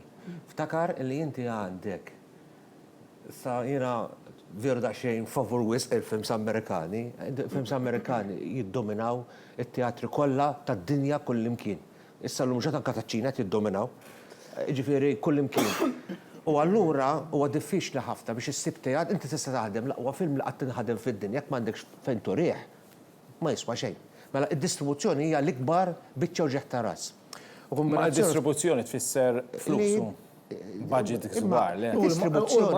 Il-market illi inti titissib teatru biex il-teatri normalment jabbinaw rwieħhom mhux ma' producer tal-film, ma' distributur tal-film. Issa, meta inti għandek il-films Amerikani jokkapparraw lek it-teatri kollha biex juru l-films tagħhom, allora inti dejjem issiba diffiċli biex tidħol, allora tgħidli mela allura naqtaw qalbna, nżarmaw, m'għandna ċans le, taġġilx. Għax ġieli kumpanija Amerikana tgħidlek illi dan il-film partikolari se jieħu 6 ġimgħat jintwera. U tibda tirrealizza wara 4 ġimgħat m'għandux jiġbed aktar nies u s-sitt tat-teatru ovvjament se joqgħod ħallas id-dawl u dawn, allura kulli tibdel il-film. Allura inti trid tara li kollok distributuri li jidħlu propju f'dawn in-niċeċ. Issa fuq bażi Ewropea bħalissa għaddej diskors kbir, għax din mhix problema tagħna, dija problema mal-pajjiżi kollha Ewropej. Issa huma qegħdin isostnu l-Ewropej. Jiena mi tantx inkonvinti dan l-aħħar attendej konferenza kienu rappreżentati wkoll persuna mill-Malta Film Commission. Qegħdin jitkellmu fuq aktar co-productions. Għaliex għax tista' tkun parti. parti miċ-ċavetta, mhijiex iċ-ċavetta, ma tista' tkun parti miċ-ċavetta. Co-productions bejn il-pajjiżi. Biex jien għandi interess. U xorta jkun low budget film, mhux hekk, jew production. Nilkalkulaw pereżempju co-production tista' tkun ta' 1.2-1.8 million. Allura jekk jiena ngħidu li aħna se nagħmlu co-production ma' Franza, mela l-Franċiżi għandhom l-interess illi jsibulek teatri ġa Franza biex jurrulek il-film. Jerġa' jekk inti tagħmlu bejn 3 pajjiżi, pereżempju il-film illi rabbaħ il-European Film Award u l kien nominat għall-Oscar, Cold War, dak kien bejn 6 pajjiżi. Mela allura teknikalment rabaħ is-suq ta' 6 pajjiżi. Qed tiġri di diġà. Le, qed tiġri, hemm bżonn tissoda. Fil-fatt il-Malta Film Commission qed nippuxxjaw biex ikun hawn aktar mhux ġast taħdem film inti lokali inti waħdek, imma tingħaqad ma' co-producer barrani fejn we join forces. U fil-fatt anke il-Malta Film Commission qed naħdmu wkoll ma' commissions barranin fejn nistgħu nibdew nippiċċjaw fuq proġetti li jkunu għall-interess kemm għalina u kemm għalihom. Ġifieri, dik hija parti, jien ngħid li hija parti miċ-ċavetta, mhijiex iċ-ċavetta kollha. Fuq bażi Ewropea hija li jridu joħolqu platforms għaliex ħanejlek. Waftuħ ġdida li din tajdu. Imma tinsiex li ċ-ċinema ħad tiffaċċja perjodu interessanti ħafna u avventurus li bditu Netflix. OK, Netflix fetħet bib illi sissa tradizzjonalment ħolu dejjem ipprova jgħalqu. Issa wara li Netflix qed tikseb is-suċċess li qiegħda tikseb, issa qed tirrealizza għax nara bħal dejjem, if you can beat them, join them. Mela issa l-kumpaniji l-oħrajn kollha qegħdin jippruvaw joħolqu pjattaformi simili għal m'għandhom in-Netflix. Ibda mid-Disney, Warner Brothers, Universal, kollha ħirġin. U l-Ewropa jekk mhux se toqgħod attenta u tkun ukoll proattiva fiha din xi ħaġa, iktar sassiva diffiċli biex tiffiltra. U fil-fatt hemm id-diskors, fil-fatt kellimna u kulħadd beda jaqbel illi jekk mhux tista' toħloq pjattaforma bħalma qed tidħoloq ġifieri ta' li inti il-film immur direttament li tista' tarah id-dar fix-xhin trid kif trid fis-sens li il-kumdita koll. Illum tant għandek sistemi ta' home cinemas li huma iħabtuha kważi mal-aqwa cinemas li hemm barra l sound system għandek li trid. Il-monitors hawn nara ħakka għandna monitor kbir ġifieri. Ġifieri llum is-sajs tal-monitors għasadu problema, il-picture tinqala anke tad-dar, ġifieri illum tajjeb għax qed ngħidlek, Netflix se jirrivoluzzjonaw. Era ġdida. Mario Zopardi, Joseph Kauki, Johan Greg, grazzi ħafna, grazzi tal-li kontu miegħi għal din l-aħħar parti tal-programm diskussjoni mill-aktar interessanti, għalmenu sibta interessanti ħafna ma' perswas li anke telespettaturi li segwekom kienu qed isibu dik id-diskussjoni interessanti ħafna. Jiena dal-waqt nerġa' niġi lura ma' din id-darba biex nagħlaq il-programm imma se nerġa' nagħmel l-aħħar kollegament għal aktar aġġornamenti ma' Amanda Spiteri Grek.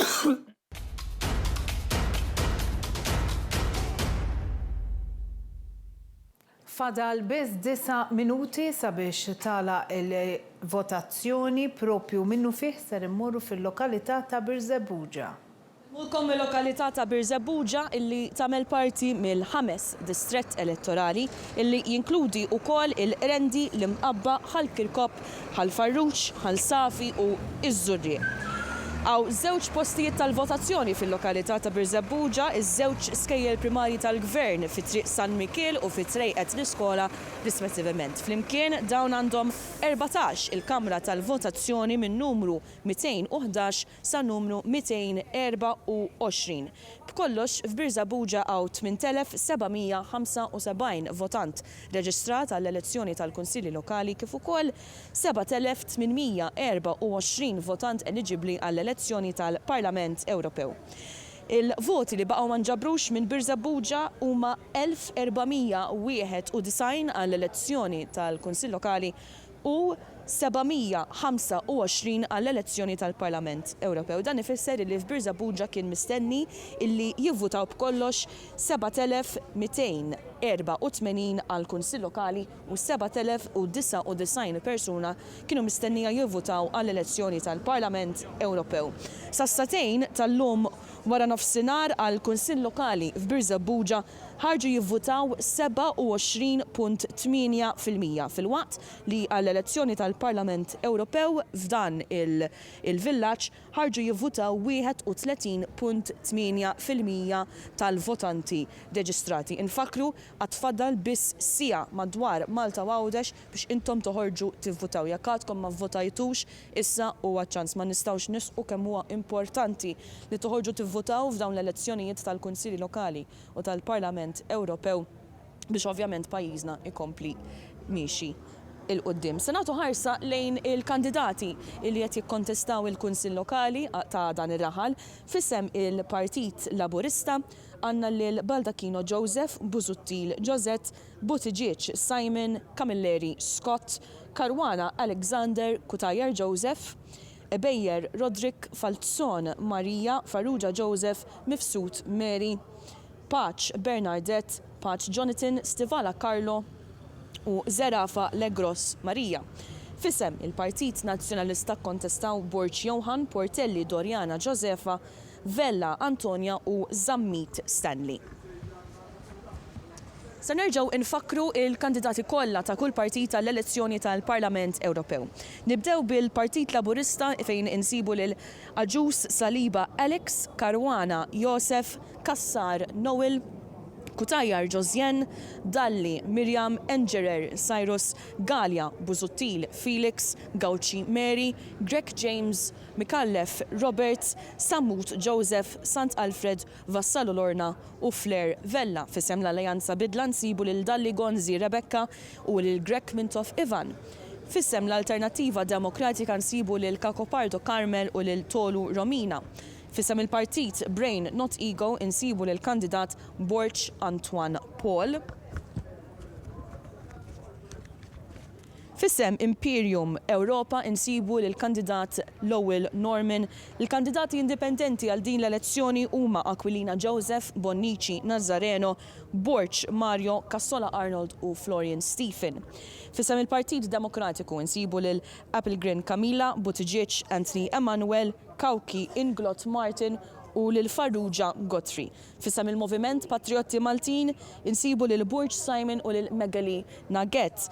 U fissem il-Partit Nazzjonalista insibu lil Aġus Peter, Borġ Roslin, Borġ Spiridione, Briguglio Michael, Kaza David, Merċiqa Michael, Mezzola Roberta, Psajla Frank Stellini David u anki lil Zammit Demek Francis. Dik kienet il-lokalità ta' Birżebbuġa minn distret numru 5 fadal sija biss biex il-poplu Malti u Għawġi jivvota fl-elezzjonijiet tal-Parlament Ewropew u tal-Kunsilli Lokali ta' kull lokalità fil-Gżejjer Maltin. Dan huwa l-aħħar appell tagħna biex intom taqbdu il-voti tagħkom u toħorġu tivvotaw. Se nerġgħu ngħaddu lura fl-studios mill-lokalità ta' Birżebbuġa. Insellmilkom. Pero issa ħani naqdu mal-kollega tana Colin illi ser jaġġornana l-fadal bis 5 minuti mill-lokalità tal-Imsida. Nimlek Amanda u nsellem il-daw kollha li qed isegwu l-istazzjon 1. Ninsabu issa fl-Imsida, distret numru 9, u propju warajja kif qed noqorbu lejn tmiem il-proċess tal-votazzjoni tistgħu taraw il-coaches li diġà lesti sabiex hekk kif jintemm il-proċess ikunu jistgħu jieħdu il-kaxxi bil-voti lejn iċ-ċentru tal-att tal-voti. U għalhekk issa huma l-aħħar mumenti, l-aħħar opportunità sabiex jekk għadek ma tfajċ il-voti tiegħek inti wkoll tkun parti mill-għażla l-kunsilliera tal-lokalitajiet tagħna u għal dawk il-membri parlamentari Ewropej li se jkunu qed jirrappreżentaw lil pajjiżna fis-snin li ġejjin.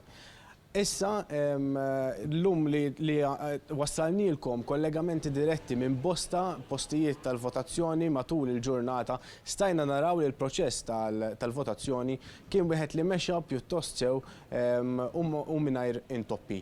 Nagħtu issa l-aħħar ħarsa lejn il-kandidati li kontestaw l-elezzjoni tal-Kunsill Lokali f'din il-lokalità.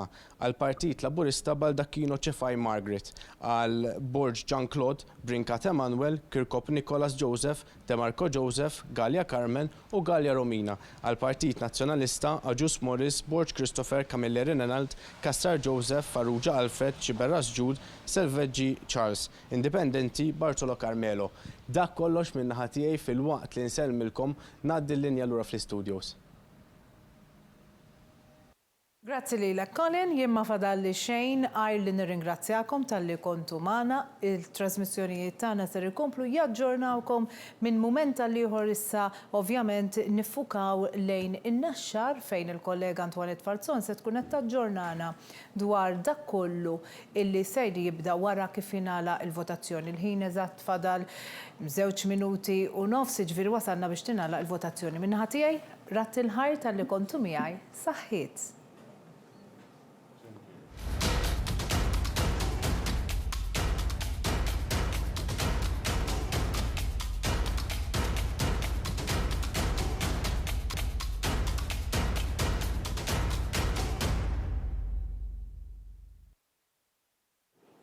Mela, pratikament di kienet ċandira maratona ta' 12 sija u jekk naqdu it-3 sijati li għamilna wkoll bil-edizzjoni speċjali ta' One Breakfast dal-għodu bej 7 u l-10 naħseb li tajna l-aktar servizz importanti u possibbli lilkom it-telespettaturi u żammejnikom aġġornati minn ħilal ieħor mis-67 lokalità f'Malta u f'Għawdex f'dawn ir-raba' edizzjoni tal-Parlament tal-Elezzjonijiet tal-Parlament Ewropew u 67 lokalità fejn kienu eligibbli għall-elezzjonijiet tal-Kunsilli Lokali. Literalment fadal ftit sekondi għal biex tintemm il-votazzjoni issa bil-mod il-mod.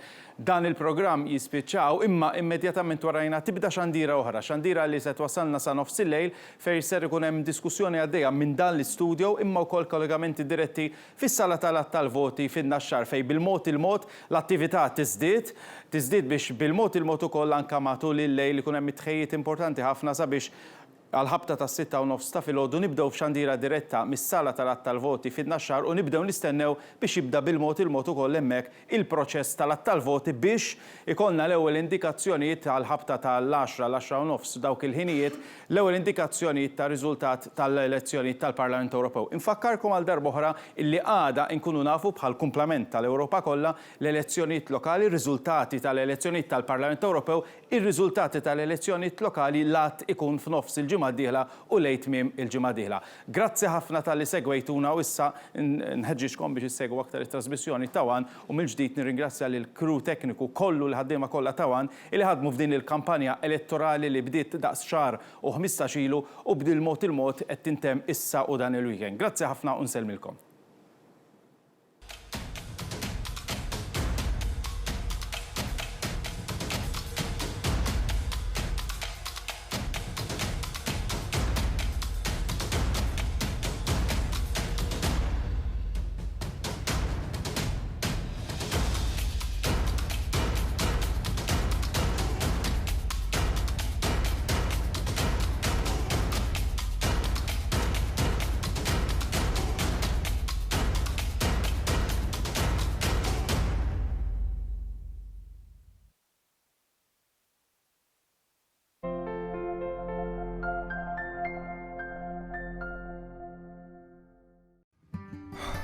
It's been a long week. Clients, emails, payments, deadlines. Perhaps that's enough. That feeling when you have somewhere else to escape to. Time to unwind and relax. Yes, time to be home. Carcania, your home away from home.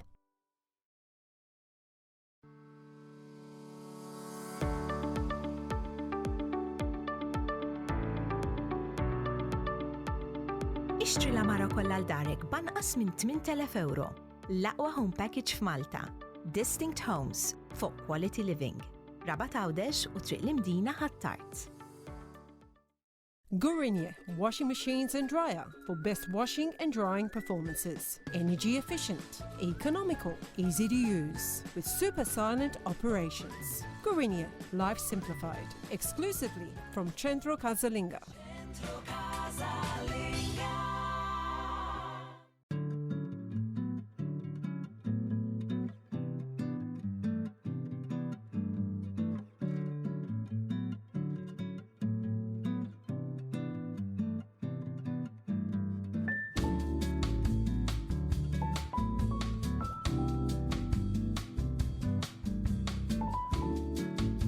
Turn a great place into a home with ESS.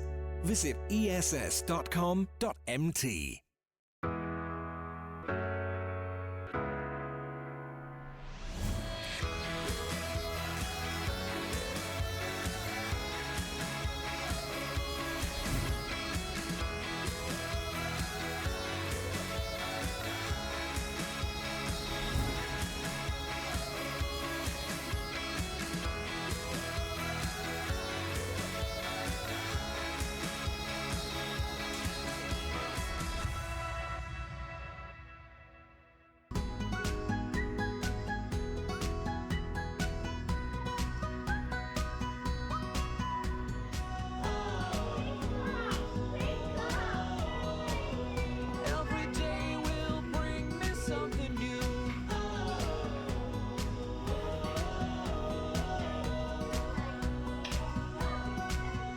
Sylvia Bazaar, mattresses and more.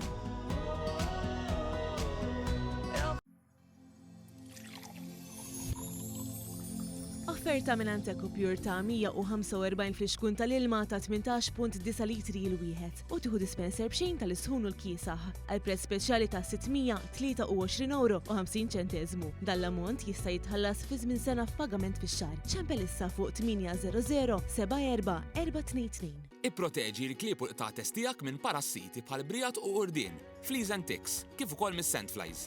Seresto huwa kullar li joffri protezzjoni u prevenzjoni sa 8 xhur sħaħ. Jiswik biss 10 ċentesmi kuljum. Seresto.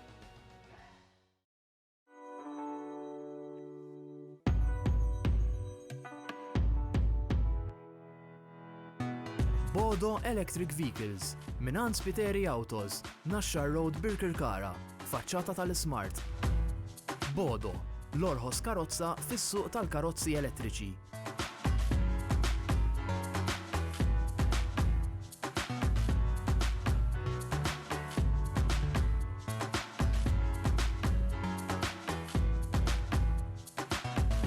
Bodo Electric Vehicles, minant Spiteri Autos, 7774 7500. Bdiet ix-xemx b'kemm saħħa kellha tiddi titħak u sħana tella, sħana tilħaq stat ta' ġenn iżda ġewwa baqa' fil-ken. L-isħab għala mal-tempata xita beraq dan ġurnata, iżda dan kollu għal xejn, ħadd ma daħal tgħid għalfejn. Issa r-riħ nifsil ġewwa beda jonfoħ u jonfoħ sewwa, grigal, ponent u majistral, ħadd ma rebaħ mal-finestral. Finestral, aperturi resistenti għal kull temp.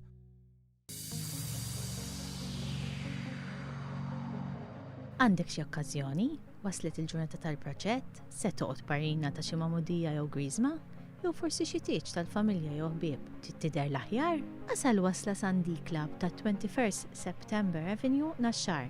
Tieħu l-aħjar servizz bl-aqwa prezzijiet.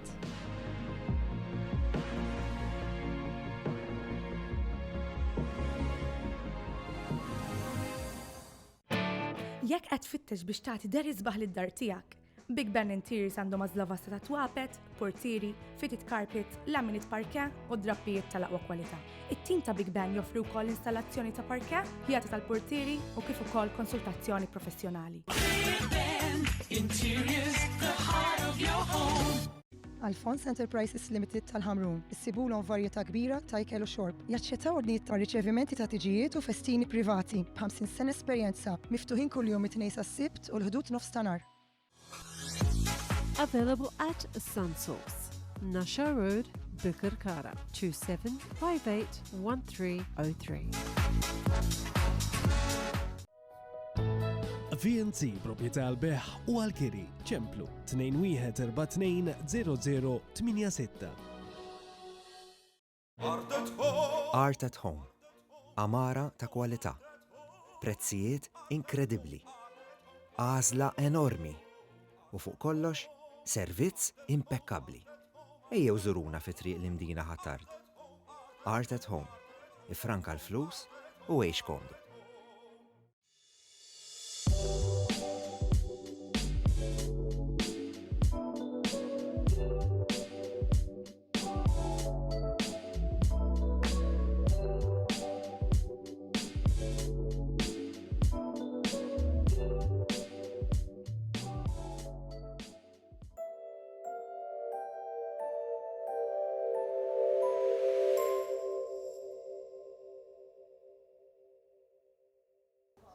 Malta, flimkien ma' 3 pajjiżi Ewropej oħra, qed tivvota f'elezzjoni mferxa mal-pajjiż kollu biex teleġġi 6 membri parlamentari Maltin li se jirrappreżentaw lil poplu Malti Wawċi fil-Parlament Ewropew.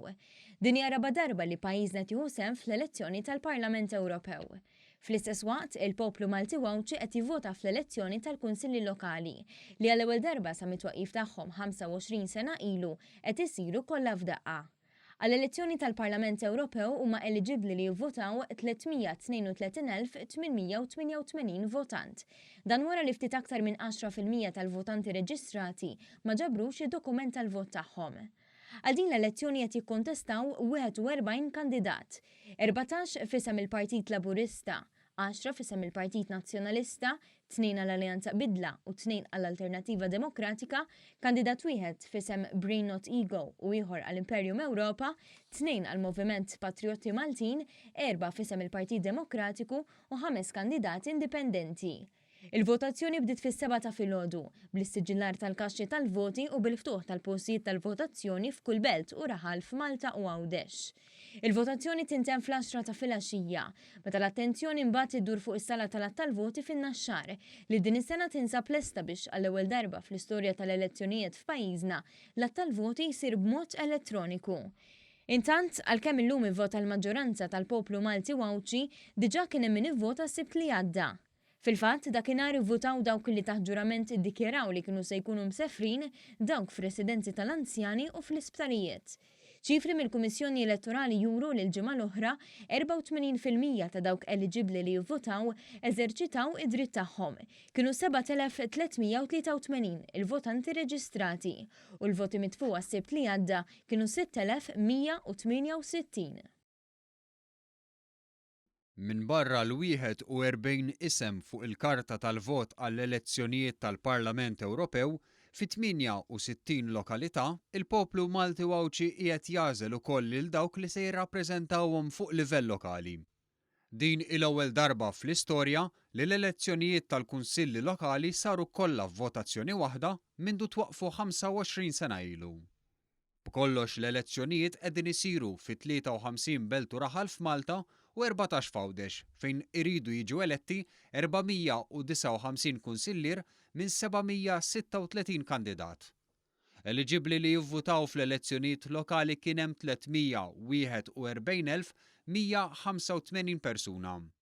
Dan wara li ftit inqas minn 92,400 ruħ ma ġabrux id-dokument tal-vot. F'din l-elezzjoni, il-Partit Laburista għandu 398 kandidat, il-Partit Nazzjonalista għandu 297 kandidat, 9 għall-Alternattiva Demokratika, 7 oħra għall-Partit Demokratiku u 5 għall-Moviment Patrioti Maltin. Il-gruppi Floriana l-ewwel u l-Arb l-ewwel għandhom 3 kandidati kull wieħed. Is-sibt filgħodu l-awtoritajiet tal-pajjiż tefu l-vot tagħhom f'dawn l-elezzjonijiet tal-Parlament Ewropew u l-Kunsilli Lokali. Għal-ħabta ta' nofsinhar il-President ta' Malta George Vella, akkumpanjat minn Martu Miriam, waslu quddiem l-Iskola Sekondarja taż-Żejtun fejn sabu jilqawhom lill-Kummissarju Elettorali Ewlieni Joseph Church biex ivvota fl-ewwel elezzjoni sa minn mindu nħatar kap ta' stat f'April li għadda.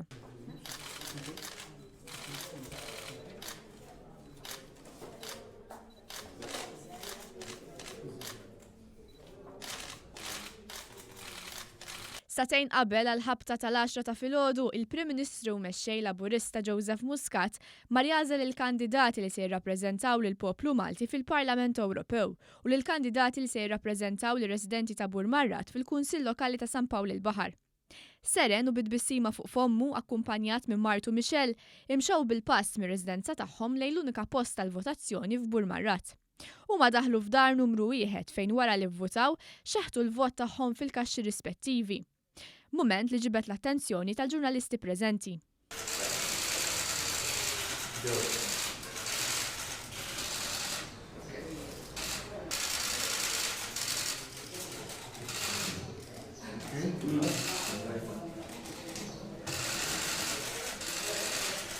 Għal-ħabta ta' 9 ta' filgħodu l-kap tal-Oppożizzjoni u tal-Partit Nazzjonalista Adrian Dalija tefa' l-vot tiegħu fl-iskola primarja ta' Siġġiewi. Id-Deputat Prim Ministru Chris Fearn flimkien ma' Martu Estrid u Uliedu ivvutaw ukoll fl-iskola primarja ta' Raħal Ġdid fin-naħa ta' Ħaltarxin. Filwaqt li d-Deputat mexxej Laburista Chris Cardona mar jivvota fl-iskola primarja tal-Gvern ta' Birkirkara.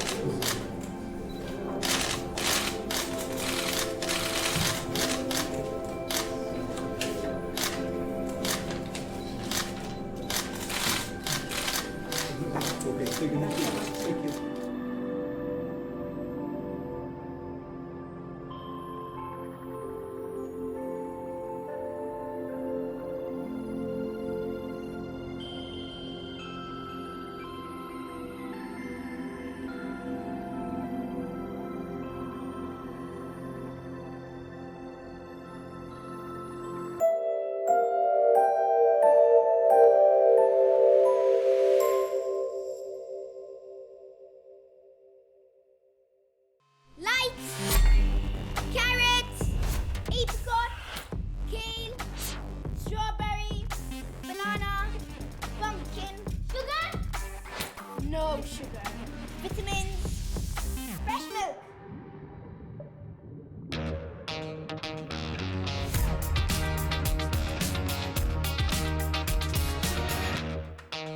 Try the new Yummy Kids Yogurt by Benna.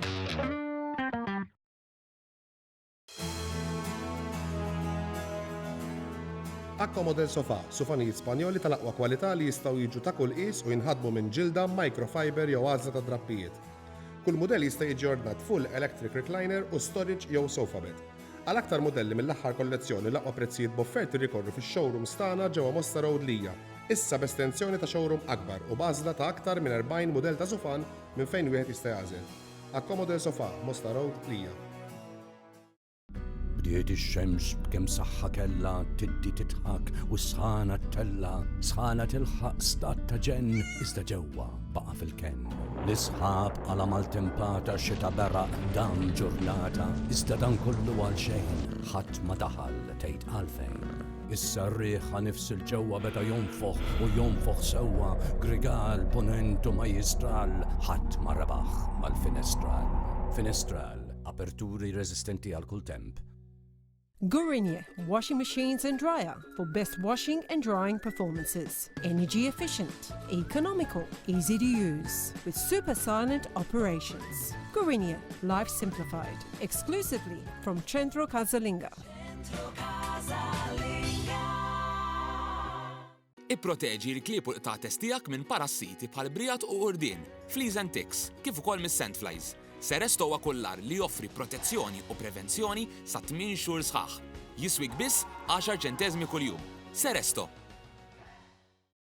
Immaġina post fejn moħħok jista' jimraħ bla xkiel, bejta minsuġa b'leżes tifkiriet.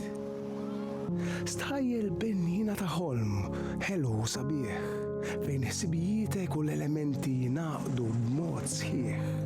Timtela bl-enerġija li għandek bżonn għal-jum li jmiss, post li fit-ġokon tiegħu iwellet l-akbar idejat.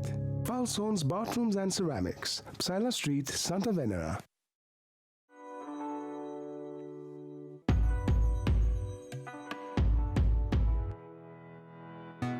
Bodo Electric Vehicles, minant Spiteri Autos, Nashar Road Birkirkara, faċċata tal-Smart. Bodo, l-orħos karozza fis-suq tal-karozzi elettriċi.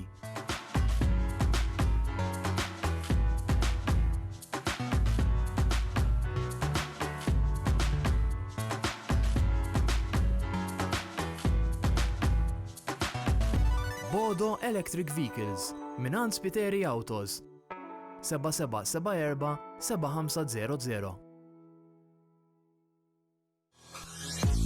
Available at SunSource, Nasha Road, Birkirkara, 27581303. Art at Home. Amara ta' kwalità. Prezzijiet inkredibbli. Għażla enormi. U fuq kollox, servizz impeccabli. Ejjew żuruna fi triq l-imdina ħattard. Art at Home. Ifranka l-flus u għex komdu. Galletta Construction Limited joffru servizz ta' demolition u excavation fuq kull tip ta' bini. Galletta Construction joffru l-aqwa prezzijiet fis-suq. Għal aktar informazzjoni ċemplu fuq 9943 1234.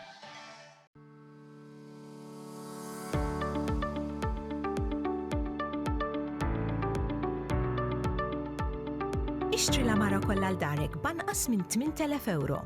L-aqwa home package f'Malta. Distinct Homes for Quality Living. Rabat Għawdex u Triq l-Imdina ħattart.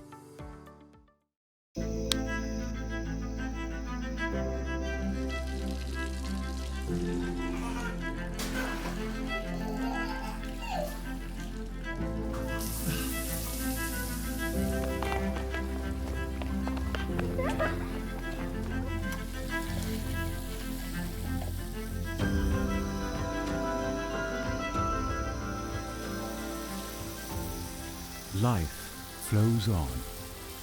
Bridgepoint.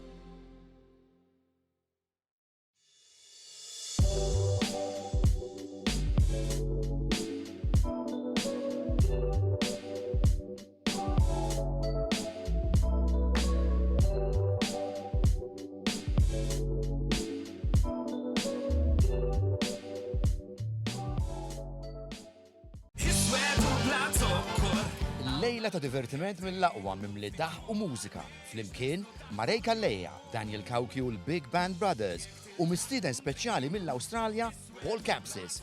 Is-Swetu bla Zokkor, il-kunċert il-ġdid dan is-sajf fit-Teatru Grieg ta' Ali. Biljetti online minn www.ticketline.com.mt.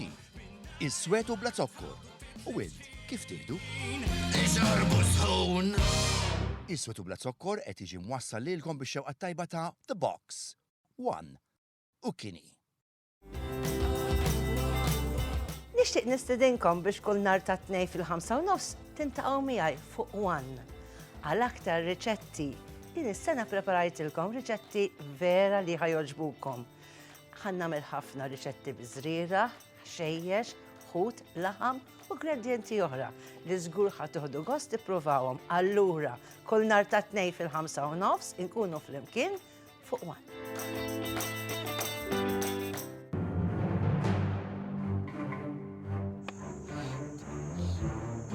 Jiena ġa smajtu hemm għal votatli. Ma nafx għal minn beda jgħid u għetlot lu waqqafaw. Jifqu. Waqafu għaddajdu tjerġaħat t-tjerġa l-ura. Ħankisruħ il-grupp għedin ma' qodin. Jek joġobkom it-nitlobkom l-axħar ħal. Le, mux naf, jifqu bis.